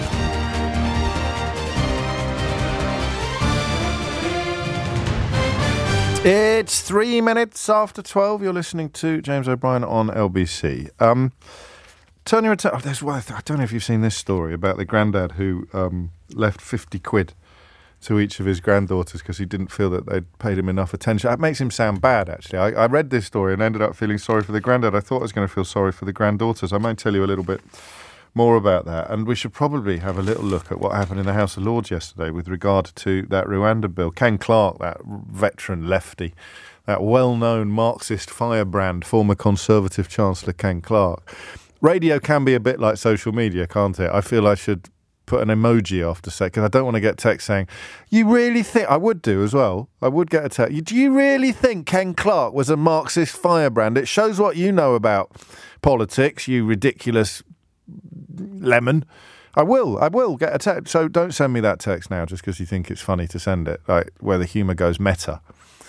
But that well-known Marxist firebrand, former Conservative Chancellor Ken Clarke should just work as sarcasm, shouldn't it? If I say Anyway, he was particularly brilliant in the House of Lords yesterday on the question of why on earth any sovereign British government would seek to ignore both reality and international law.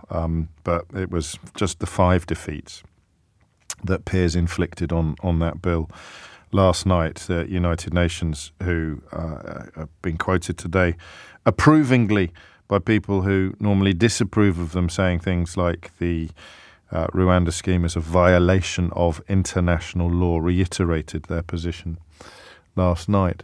I like these sort of stories. Girls are less inspired to be creative than boys are because they are more likely to be called sweet or cute instead of cool or brave. Now, bear with me on this. It's an interesting study. Girls as young as 5 are reported to have been essentially stifled.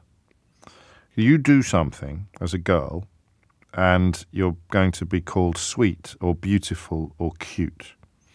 You do it as a boy and you could be called brave or cool or innovative. The research has been undertaken by, or rather for Lego across 36 countries, because I imagine part of the process here is trying to work out why boys would be more drawn to Lego historically than girls would be. And the biased language is what they found, reinforces traditional gender roles. Now, just stop for a minute if your eyes are rolling. If your eyes are rolling at something like this, I'm on a mission to help you. I think we did it last week with the nights where a London theatre was going to try to encourage an exclusively black identifying audience because the play is about slavery. And as we proved, I think, close to perfectly, thanks to the calls that we took, that's a really good idea that no one needs to get upset about, particularly when the number of nights upon which that will happen will be a tiny percentage of the number of nights upon which the play is on. But I do, and when I say I'm reaching out to you if you're rolling your eyes, I understand the knee-jerk reaction to change when the subliminal message behind that change is that there was something wrong with the way we used to do things. What were we talking about yesterday when I recalled the women of a certain age who used to ring me to tell me that they used to like having their bottoms pinched in the office in the 50s or the 60s, even the 70s, because they took it as a compliment. It came up in context, didn't it, on a slightly different phone-in, but it was an example. And what I realised, speaking to those women, and going back a few years now, but they were lovely women. But what I realised was that you're almost self-therapizing. You're almost convincing yourself that wasn't a violation, because the alternative is nastier, it's uglier. The alternative is annoying. So I did it with corporal punishment, of all things. I spent years arguing that there was nothing wrong with corporal punishment, because it hadn't done me any harm.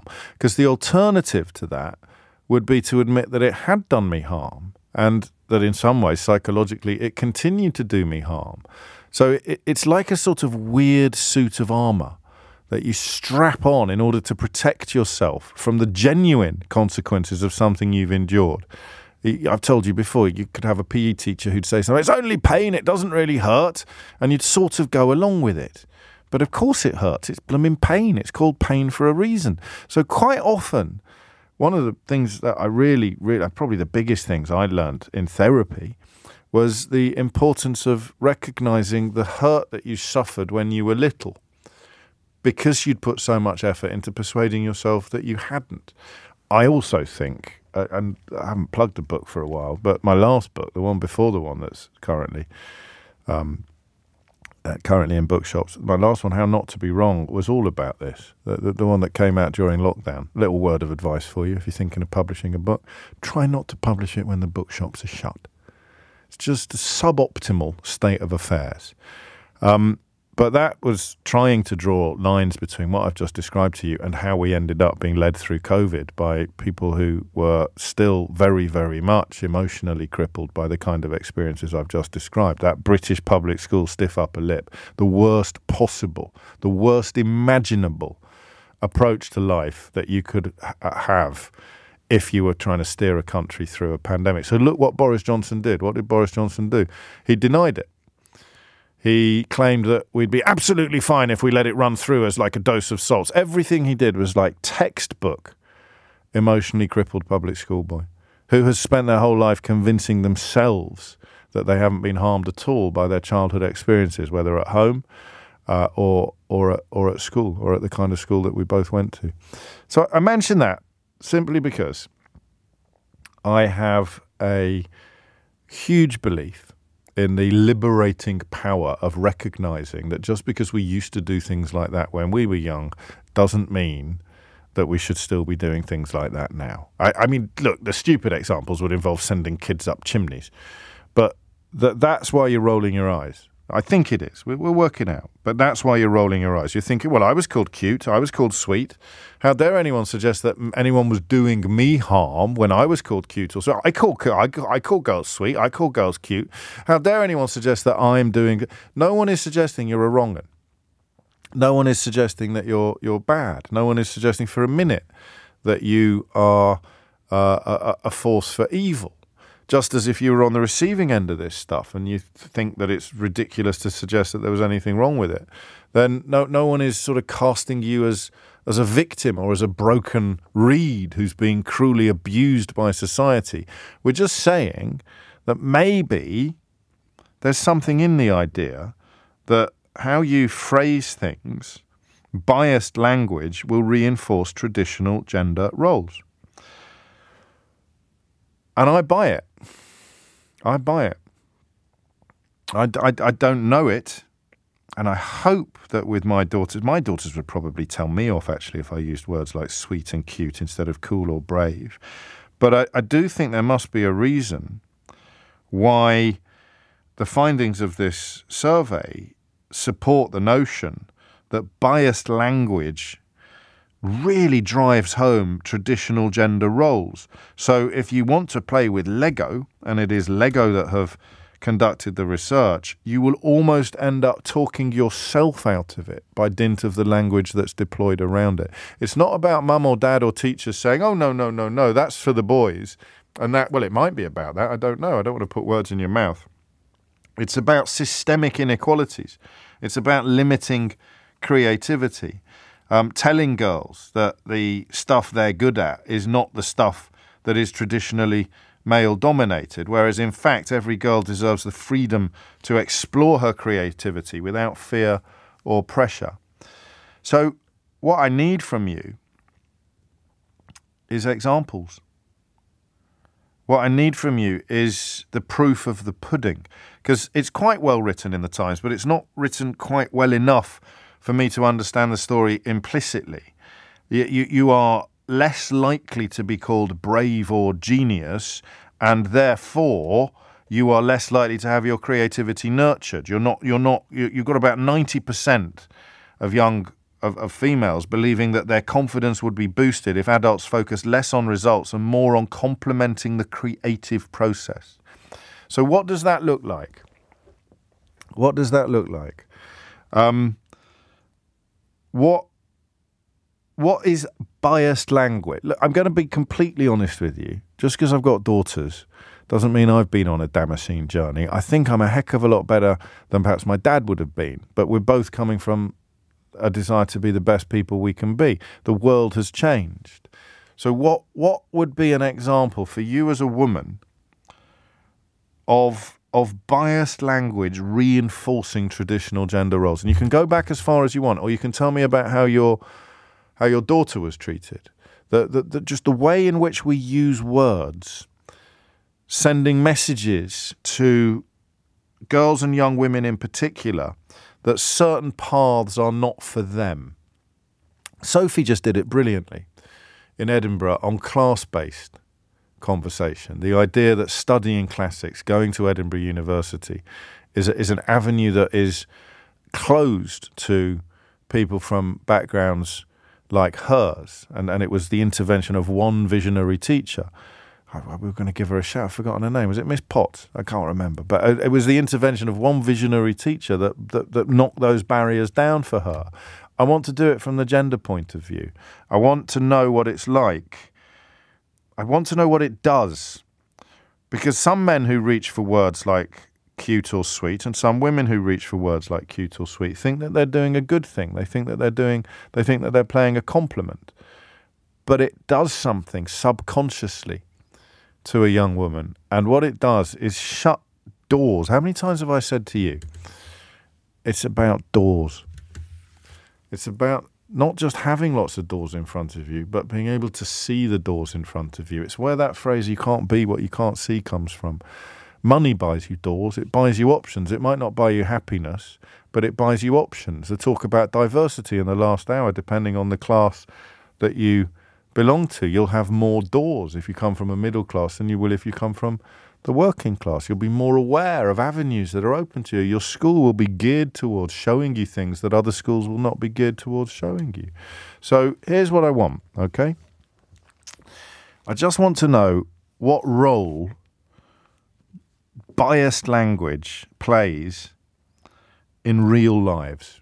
And we'll start with yours, all right? 0345 6060 973 is the number you need. And I think it's gonna need to be women to start with, which means I'll get 30 men queuing up to contribute to the conversation, which kind of proves the point. If I was feeling really ambitious, I'd wonder whether this also plays a role in the fact that we get more calls from men on most subjects than we do from women, is whether or not it's tied into something similar. This is more of a blokey thing to do than I don't know. We don't need to go there. I want you to tell me how the choice of words actually dilutes female confidence in their own ideas and in their own creativity. Have I explained this all? Well, there's only one way to find out. If I haven't explained it very well, you can do a better job than me of explaining it. That's almost the point of the topic. But no one's ever going to call me cute or sweet. No one's ever going to get to the end of one of these interminable monologues and go, oh, James has been very cute today. That's really sweet. That's just not going to happen. And I think that's partly because I'm a man. You get to the end of one of these monologues and you'll say, God, that was brave, or that was brilliant, or that was cool, or that was rubbish. So I know there's something here. I can't quite get my hands on it. I want you to tell me what it is. It's about the relationship between language and expectation. And you know what I'm talking about because you've lived it. And I don't because I haven't. But by 1 o'clock today, I really want to. Leading Britain's conversation. LBC with James O'Brien. And cue the queue of texters, almost exclusively male, complimenting me on how cute my last monologue was. But you take my point. That's not language you would use to describe a man. Guess which phrase has already popped up more than any other in my inbox? From women telling me why they particularly hate a phrase. Okay, what do you think the phrase is? We're talking about how biased language enforces gender stereotypes. The phrase is grow a pair. You've got to grow a pair. It automatically implies that only men can solve certain types of problems. I've also been educated in the notion of stereotype threat. This is Mike, who tells us about a book called Whistling Vivaldi by Claude Steele. You look at how female mathematicians were given a test, and one group of females were told men generally do better at maths. The other group were told that in general men and women perform similarly on this test, and the second group did better than the first group. It's like a self-fulfilling prophecy, or in this case, the correct term would be stereotype threat. You've also pointed out in an unsigned text that I didn't need to do a long monologue on that one. I could have just said, here's a story, here are the details, I don't quite get it, could someone explain? You're absolutely right, I could have done that. Wouldn't have been as cute, though. So that's what I mean. I know this is true, and I've read the story, but I can't. Well, I tell you what the story needed, and I took the example from the Times. It really needed case studies. Rather than just saying biased language reinforces traditional gender roles, I wanted you to say, if you do this to a girl, she will end up doing that. And that would be a diminishment of ambition or believing that certain paths are not for her. So you tell me what this story is about. Mia is in Exeter. Mia, what would you like to say? Hi, James. Hello. Yeah, I'd like to say I've been with my partner 14 years. He's military. Right. And occasionally, about 2-3 times a year, he goes, oh, cutie, and like pats my bum. And inside my belly, there's like this, excuse my, I'm not going to swear. I won't swear, please worry. don't swear. I won't. There's like a rage of, please, and I've asked him, please don't call me cutie. I'm 58. Yes. I'm not cutie. Even you shouldn't really say it to a 16-year-old anyway, but it's like, know your place, stay cute, wear a dress, then I'm happy. Yeah. And So if you that come off those rails, if you come off that, then he's not going to be happy. So know your place.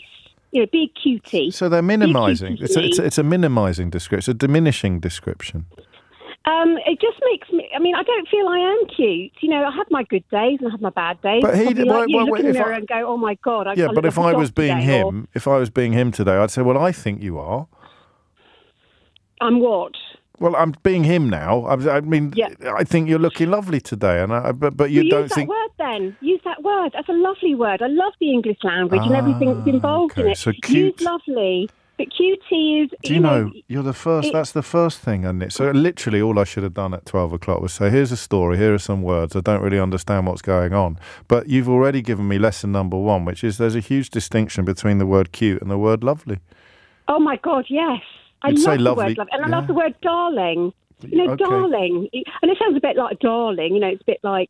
But there are some beautiful words that are not used in the English language, and please use them. And the other thing, sorry, before I go... No, you take all the time you want. I'm not going to tell you to... No, absolutely. He also says, if I come downstairs and we're going out for a meal, he goes, you look nice. And I got promoted to very nice after 10 years. And that's all he ever says. I mean, your sister can look nice. I mean, I would love it to come home.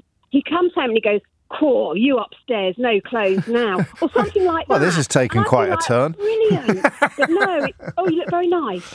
Yes. Very nice, darling. Have you told him any of this, or are you just sharing it with me and a few? He's very. The chin goes up and says, "Oh, I can't do anything right with you," Bless. And it's just like.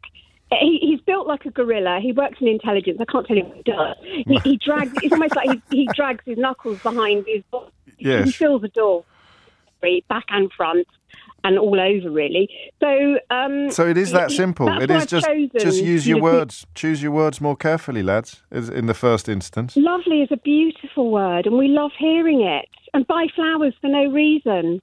Yes, I don't know that you might have veered slightly off target on the conversation that we're actually having. It's very romantic. No, but for the reasons that fit in with the conversation that we're having. I get that. I mean, the other thing you've reminded me of is the phenomenon of introducing your wife or your girlfriend, speaking as a man, to another man, and him commenting on how good looking she is.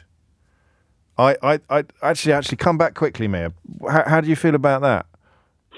If someone commented on how I look, no. If we were married and I introduced you to a colleague, and he said, "God, you're really punching above your weight," or "You're really beautiful," to me, or said to you, "You're really beautiful." What does? Because I think that's really weird.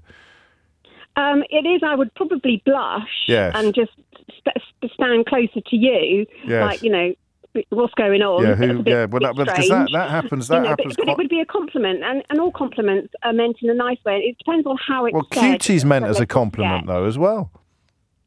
No, it's just no. It's not, is it? No, you're right. No. There is something here, and you have edged us closer to it. But I feel that we're not quite in the water yet. What is? I mean, certainly that distinction between cutie and lovely, I find it deeply weird. Deeply weird. When you, in person, face to face, introduce someone to someone and they comment on how good looking your partner is. Obviously never happens to my wife, but it happens to me quite a lot. Claire is in Rugby. Claire, what would you like to say? Oh, hello. Hello. Yes. Hi. I rather think that a lot of the language used infantilises There it is. women. That's the word. Yes, of course it does. Because, well, if I can just mention this, when I must have been around 10 years old. I'm now 63. So at that time, the newsreaders were almost always men. I think they always were until Angela Rippon arrived. But there was probably one. And the weatherman did the weather. And then they started introducing women to doing the weather, for example. And I remember my older brother, I'm sure he wouldn't think that's now, well, I hope not, but he sort of dismissed them and said, well, the weatherman is very knowledgeable about the weather. But the weather girls, they just read off a script. They don't, in effect, they were not classed, in his mind, as of, he was 14 at the time, so,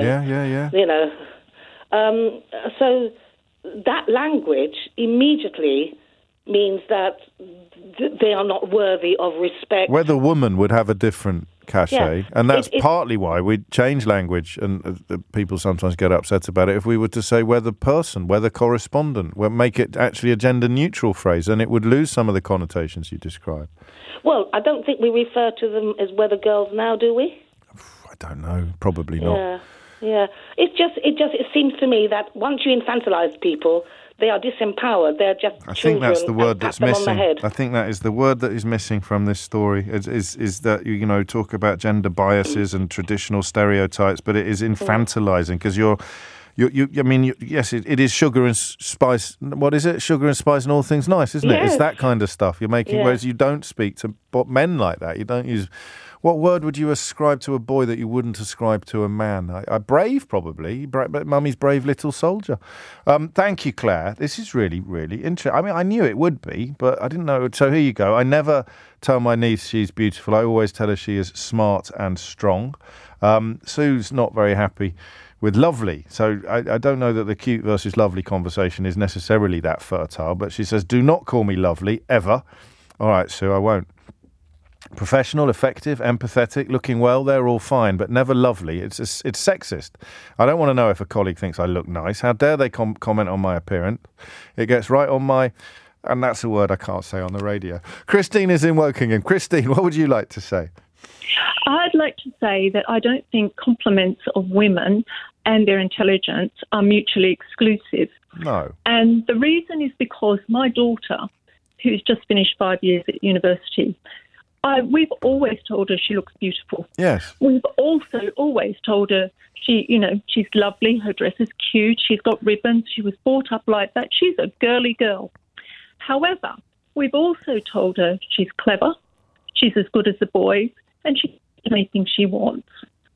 When she was doing her A-levels, one of the boys at her college told her after the mock exams, you can't beat me at physics because you're a girl. Mm. And she told him, well, actually, I have beaten you. And furthermore, I've beaten you at chemistry as well. I like that. And she's strong, and she knows. So when you say a girly girl, some people will balk slightly at that, but they're taking away her autonomy, in a sense. I don't know. I mean, she wears dresses. At the balls she went to at university, I didn't see any of the fellow dentists, of the lady dentist wearing trousers. They all wore ball gowns. I don't think that's not quite that's not quite what's under discussion here. I don't want to mansplain. No one's suggesting that they'd all be wearing trousers. It's more these words like sweet and cute. So if she did really well in her dentistry exams, and someone commented on how sweet and cute she was, rather than on how clever and successful she was, that's the kind of biased language that I think is being described in the research. As if that's something that only women... Sorry, I'm talking over you. You carry on. No. I don't think... as I said, I don't think it's one and the same. I mean, we would say it in the same sentence. You know, if she was standing there with her certificate, or if somebody had said, you've done really, really well and you look beautiful. Yes, but not cute. No, probably not cute. Well, that's the only bit where I was getting confused, because cute is the end. This is why Claire's word infantilizing is so helpful. You call a young female graduate who's just aced her exams cute, and you're doing her a disservice. I think I would argue. Well, yeah, probably. I wouldn't call anyone who wasn't 3 cute. I would call a 3-year-old boy cute. Bingo. Bingo. But you would never call a 30-year-old man cute, whereas a 30-year-old woman can still... Well, we heard it, didn't we? Our first caller gets her bottom tap, get patted and called cutie by her husband. Yeah, well, I don't know what my husband would call me, actually. No, he might tap my bottom and call me beautiful, but probably not cutie. I don't think anyone would call me cutie, to be honest. It's a weird one, and yet we know somewhere that it is limiting creativity. Perpetuating systemic inequalities is the line, which sounds a bit highfalutin and pompous, but actually isn't, because it's about infantilizing, creating different standards of aspiration and achievement. But Christine, a timely reminder, you can easily do both. And we both like that, male or female. You'd like to be complimented both upon your intelligence and upon your looks. James O'Brien on LBC. It's 12:36. You're listening to James O'Brien on LBC. Sometimes you almost feel the enlightenment kicking in, don't you? When Even if you haven't got the final analysis, you're sort of coming to a better understanding of it, even as you're still not quite able to articulate what it is that you are understanding. Some of the points don't stand up to scrutiny.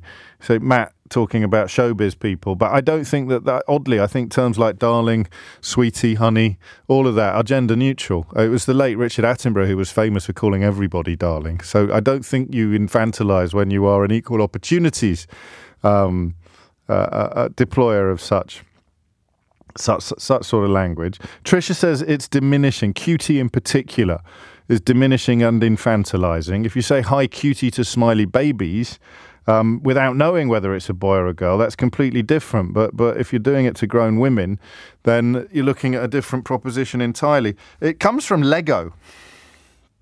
The research was commissioned by Lego, and their vice president of global brand said in an increasingly AI-driven world, creativity is the magic that will set us apart.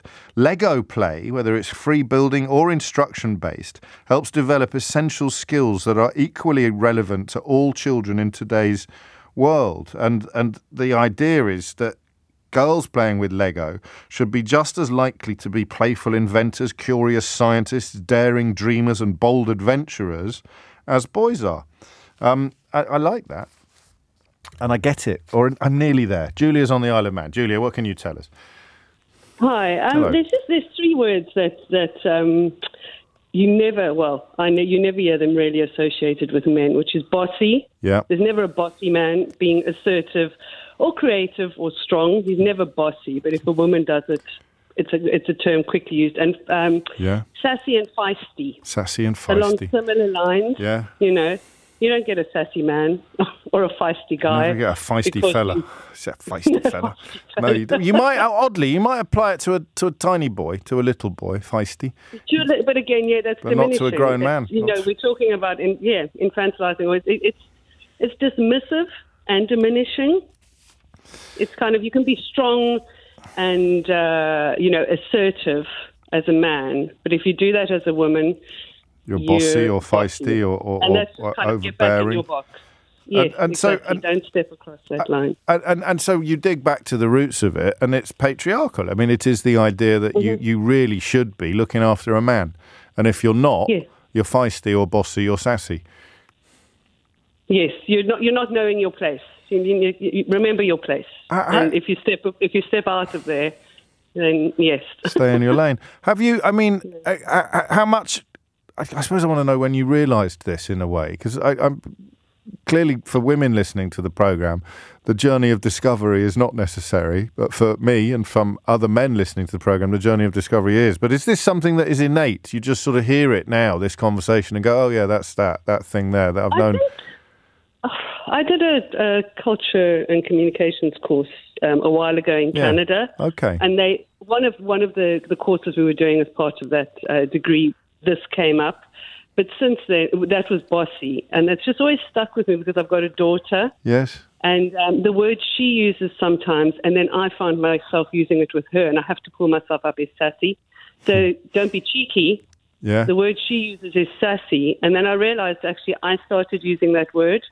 And that's the bit, it's having a daughter, you find you put much more, you pay much more attention to what you say.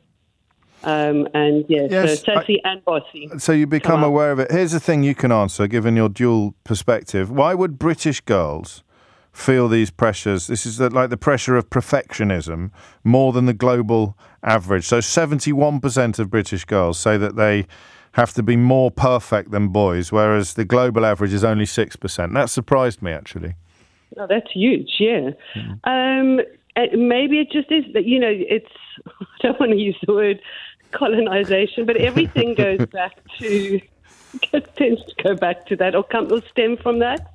Yes. I just think the way our systems and our structures were put in place, and in Britain, we are still so seeped in tradition. And you know what? Sarcasm. I love sarcasm, but it's not a great trait. And I think in Britain we love being sarcastic. Yes, It's part of our character. Oh, and but it is actually quite enables us to carry these things through. Yes. maybe. Yeah, and well, it cuts both ways. It's a good put down, but it's also a good self-protection, like self-delusion almost. Like you say, yeah, funny.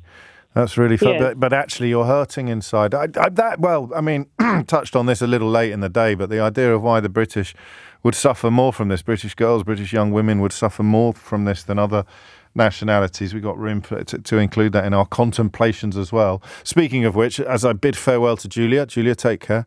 It frees up a phone line for you if you want to join in this conversation. 0345 60 973 is a good thing.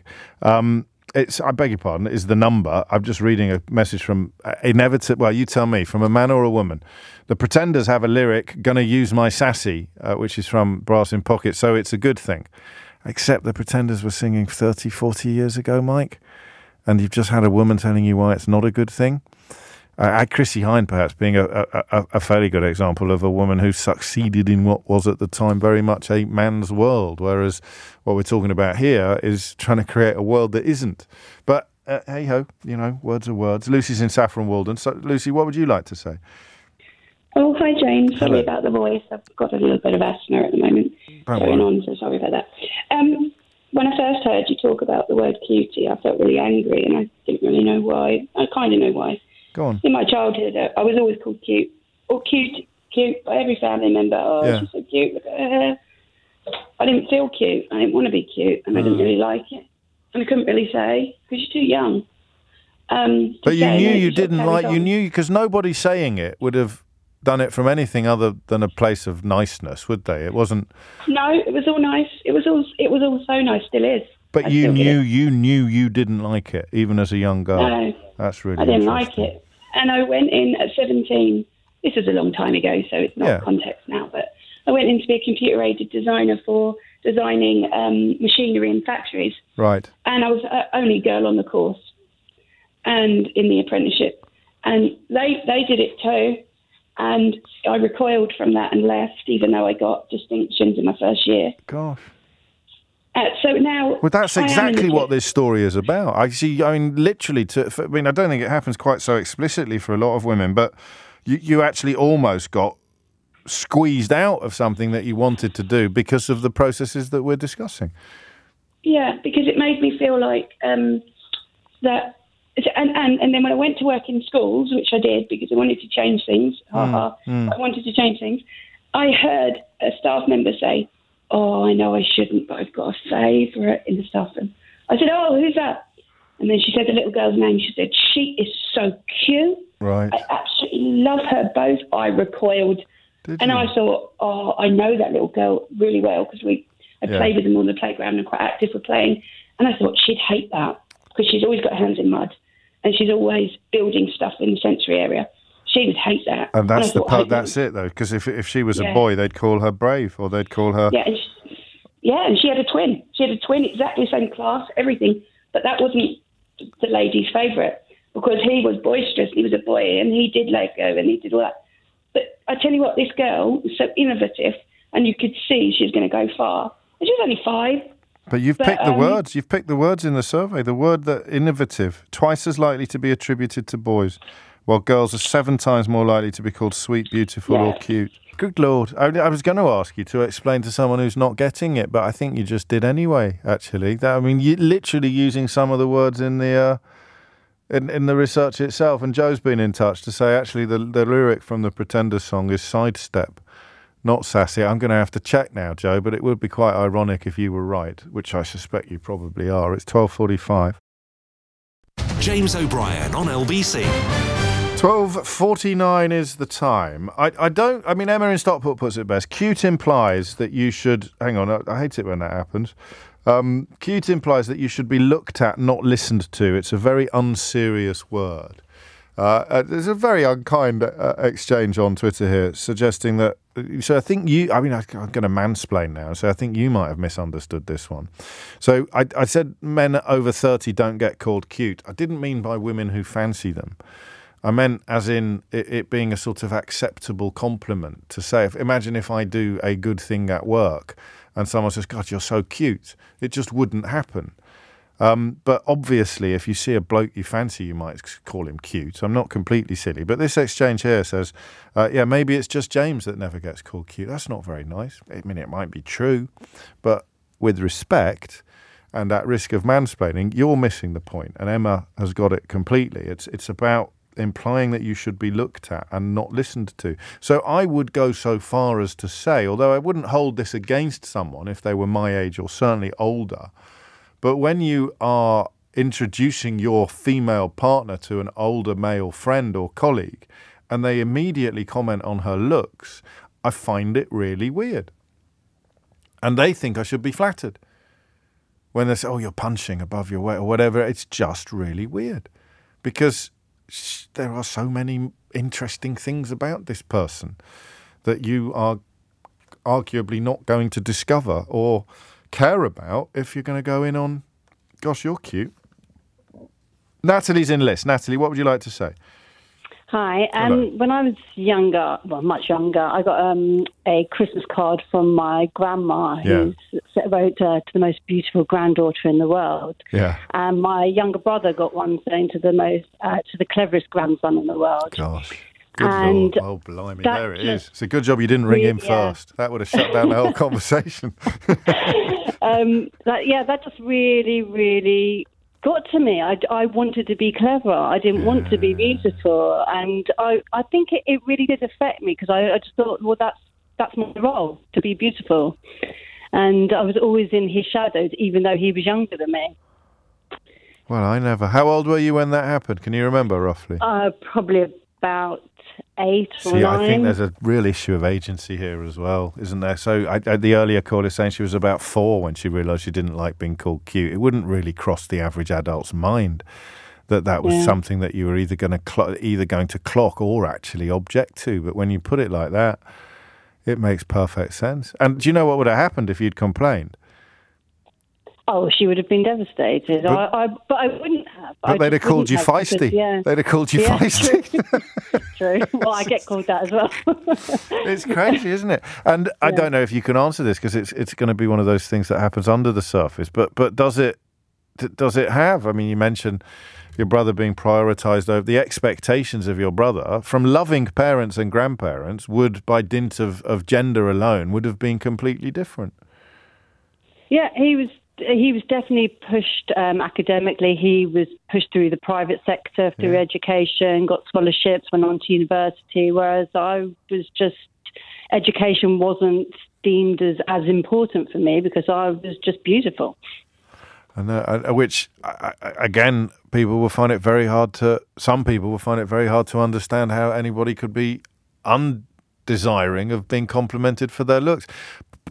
But as I said a moment ago, there is so much more to a person than that.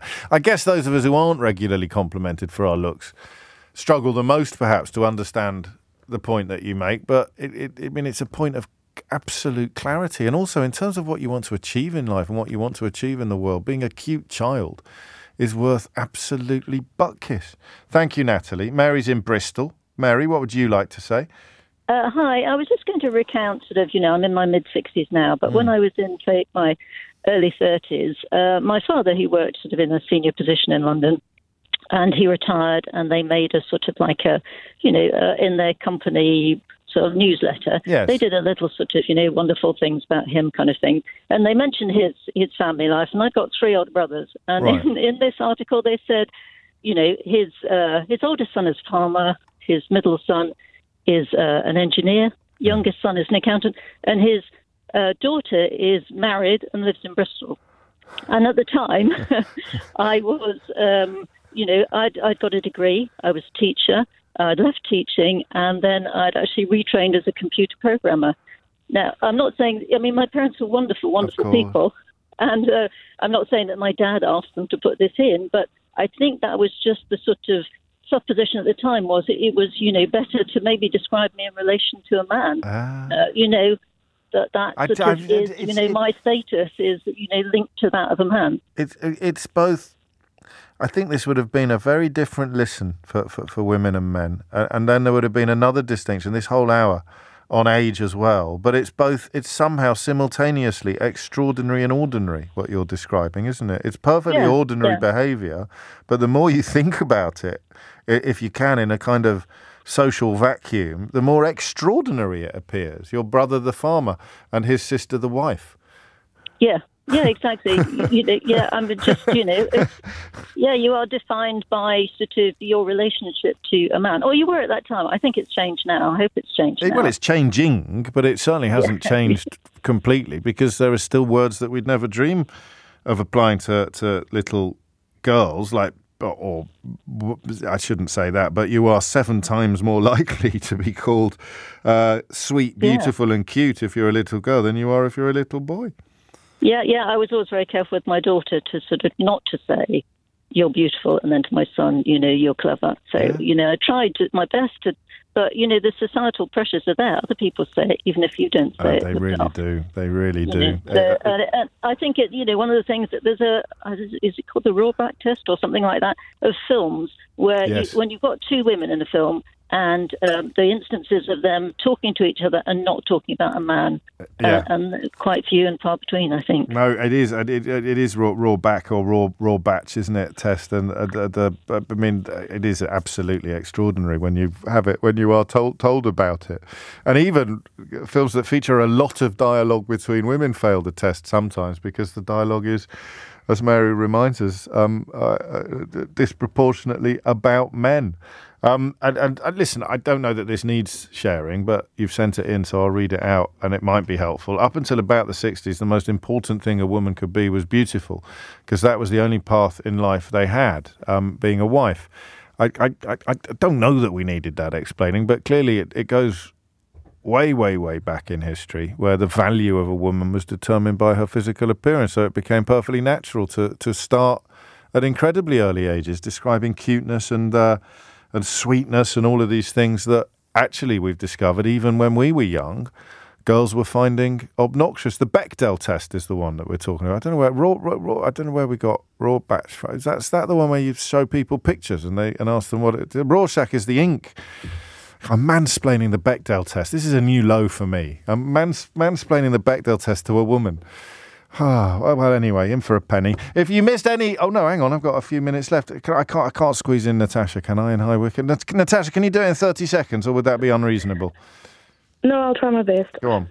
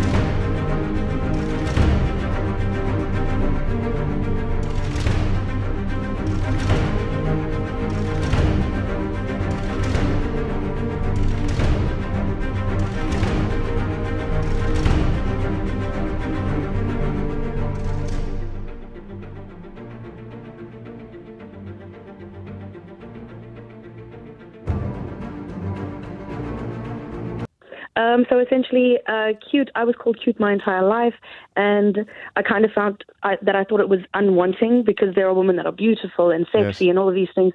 And I was quite a tomboy. I'd climb things, build things, like a lot of things.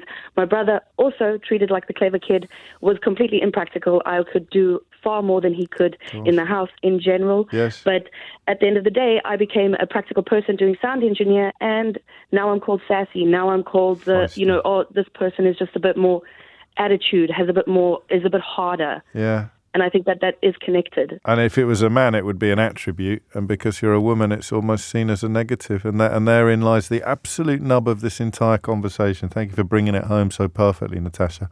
If you missed any of today's show, you can listen back on Catch Up on Global Player, the official LBC app, where you can also pause and rewind live radio. Download it now for free from your app store, or head to globalplayer.com, or head to globalplayer.com, or head to globalplayer.com, or head to globalplayer.com, or head to globalplayer.com, or head to globalplayer.com, or head to globalplayer.com, or head to globalplayer.com, or head to globalplayer.com, or head to globalplayer.com, or head to globalplayer.com, or head to globalplayer.com, or head to globalplayer.com, or head to globalplayer.